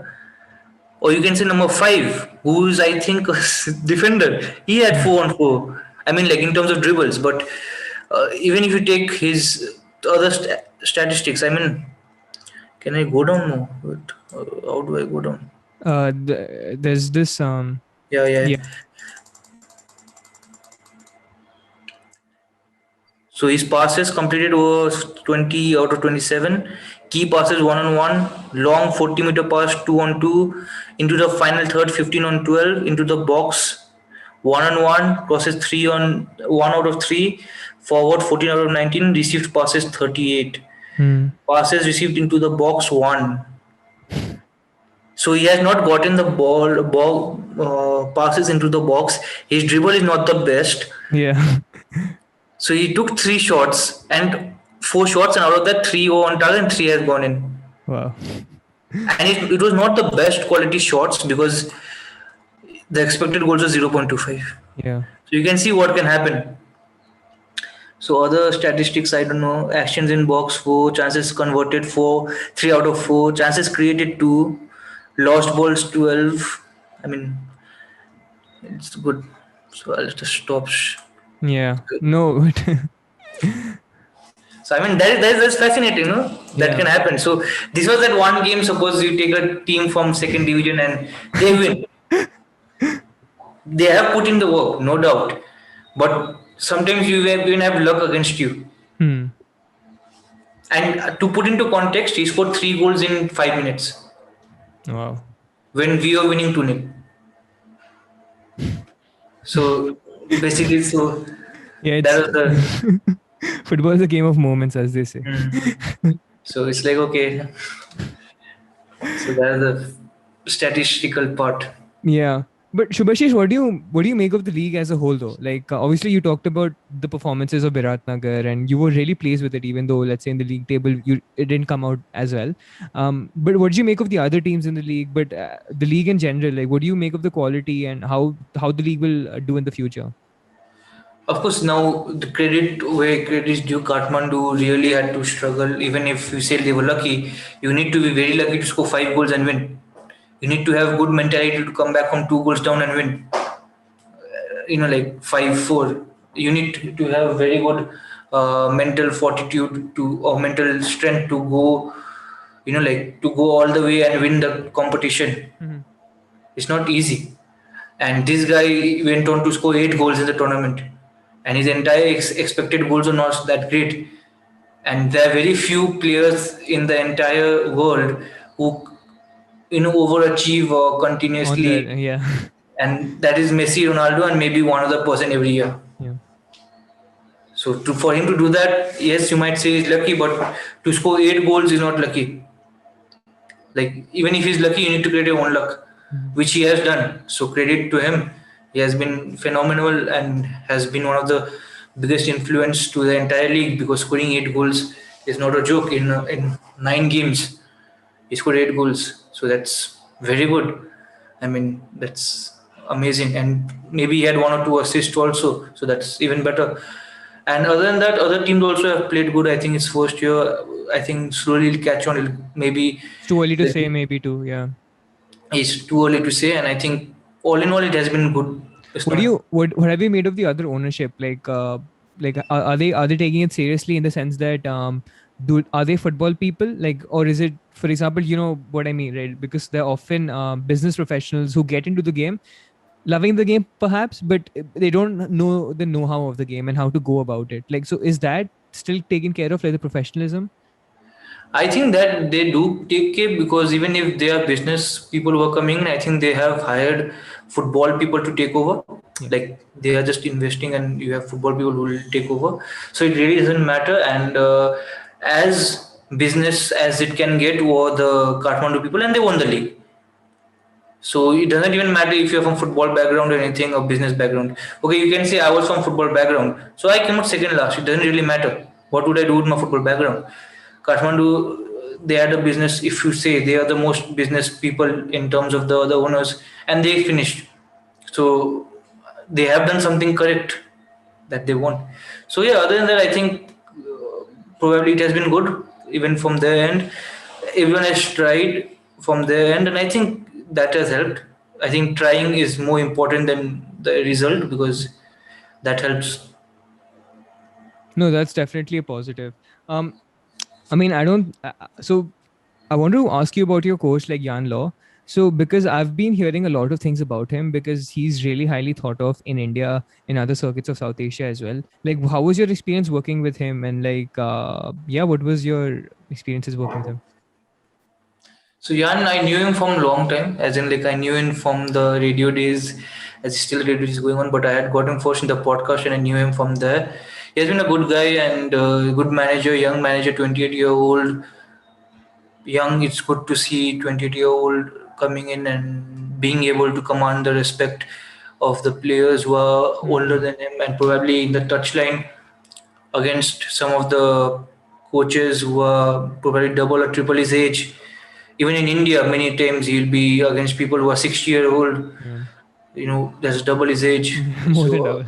yeah, so it's like you require a lot of courage to do that. It's not easy, and you need to be really talented to do that, because forget about coaching. He has done. He has. This is this. He has already coached, I think, three I League teams in Minerva, Mohammedan, and Aizawl. At 28 years age, it's very difficult to do that. Yeah. People at 60 do not get I League teams. After trying giving it their all in their entire life. Someone called Jose Hivia, who was the Mohammedan coach, who was sacked, I think, midway after Jan. He has been involved in the game for quite a while. I don't know. I think he's 40 or 50. This was his first big profile job. He's Spanish. So you can see, like, yes, you need to be hardworking. He's very hardworking. That is something. Talent is something, okay, you can work on, in the sense that you become more talented the more hard work you put in. Because if you, in terms of coaching at least, the more you learn, the better experienced you are. You are able to take better decisions.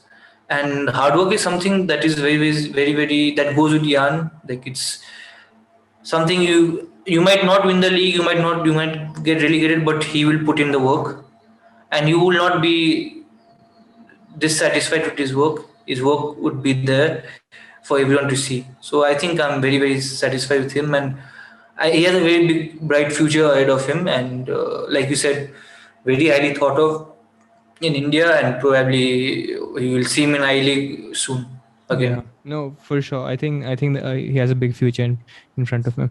Um, just before we leave, because this has been an absolutely fascinating chat. Like, I think I've enjoyed it much more than our first conversation even. Can I get a sneak peek? Like, is there anything in store for next season? Like, have you already started your works for next season? Maybe, I don't know. Do you have anything in store for us, me, the listeners, the viewers? How long has it been? 2 hours. Yeah, 2 hours already. So I think no one will hear till this much, so I can say. Hey, Yeah, you're now CEO of a football club, man. You're gonna have fanfare. Maybe they're gonna no, need the no. media. It's like 3:48, so no one will hear till here. So I'll say, so I can be more relaxed and say. So yeah, so of course, like, build a club, you need to have tie-ups, and we are planning to do tie-ups with few clubs, and in the South Asian region, being the first, because you need to cater to your home fan, considering Shark Nation as one home, and other federations being another, or SAF, the South Asian Football Federation, being one home. So you need to cater to that first. So probably looking to tie up with few clubs, mainly from this region. Maybe just purely for the fanfare, there will not be much benefit, but just a tie-up looks cool, even in terms of, like, both the countries. Like, see, if we tie up with someone from Bhutan, so what happens is, Pre-season, maybe. Yes. pre-season, that's fine, but when we play, maybe they'll watch, like, so that grows the interest or something like that type. Like, then similarly, like when RB Leipzig, I think Leipzig and Goa tied up. So RB Leipzig would put up best of luck to Goa for the Champions League. So that brings a huge fanfare. Yeah. Maybe clubs in Bhutan are not that big, but it's still a country, and you need to respect that there are big clubs in there, in what is there. So even they have few population. So like them, then Sri Lanka and India being the Mhm. closest. I think these three, and Bangladesh being the closest. So these three is top priority. European market also, there are few who are interested, but Any name drops? yeah, I'll say you, like, it's like, one is Portuguese club and one is a Ooh. English club. Oh wow. But then that does not, as of now at least, it's not the brightest opportunity. It would be a tie up for the sake of tie up, and maybe not very beneficial at this point of stage. But again, just being associated to some of them like this grows the market Of course, of course. exponentially a lot. Like, like, so yeah. So this is something that probably is in the pipeline. No, Shubhashish, like I'm extremely excited. Obviously, this year I couldn't come down, but Yeah, I'm hoping for coming to some of the games next year if the tournament does go through, yeah. and watch you guys in person. But if there's anything you'd like to say to the viewers, to the listeners who have been listening to us, anything you'd like to plug, any message you'd like to leave, feel free to. Nothing, like, yeah. Just if you want, go buy the The merchandise. jersey, yeah. Jersey is really good. The only reason I'm saying to buy is it's good. It looks good, and you can see it from 656. They have made a very good design, and it's amazing.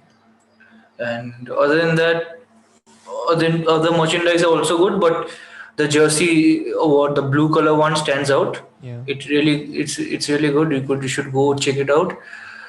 And nothing, nothing that much, only, like, do. Yeah. Support Biratna. Support Biradari City That FC. depends on them. If they like what we do, then support. But Yeah. if they buy the merchandise, then I think they will support. You've already hooked them in. Yeah. Anyway, Shubhashish, listen, this has been fascinating. Hope to have you sometime again in the future. Yeah, thanks a lot. Sure. Thank you so much, Ishan. Thank you for listening to this conversation with Subhashish Koirala. If you really enjoyed our conversation, feel free to go down the rabbit hole of exploring some of the sources Subhashish and I mentioned during the conversation. I found it thoroughly enjoyable, and I feel that's another thing that conversations sort of propel is to start thinking about tangential things that you may not have initially come across. And so I take some time in listing some of the sources, some of the things that we might have touched about, be it books, be it articles, other videos, or those sorts of things. I just feel that it really broadens one's horizon as to the other sources of information that are really out there. So yeah, feel free to go through that. If you like the stuff I'm doing, do consider subscribing to the YouTube channel or leaving a review/rating on the audio platforms such as Apple Podcast, Spotify. It really helps the podcast get noticed to new listeners. Telling a friend or someone about the podcast, and if you really enjoy it, that'd be a really great thing for me. And yeah, that's just something I'd like to leave you with. So thanks once again for listening, and I'll see you guys in the next one.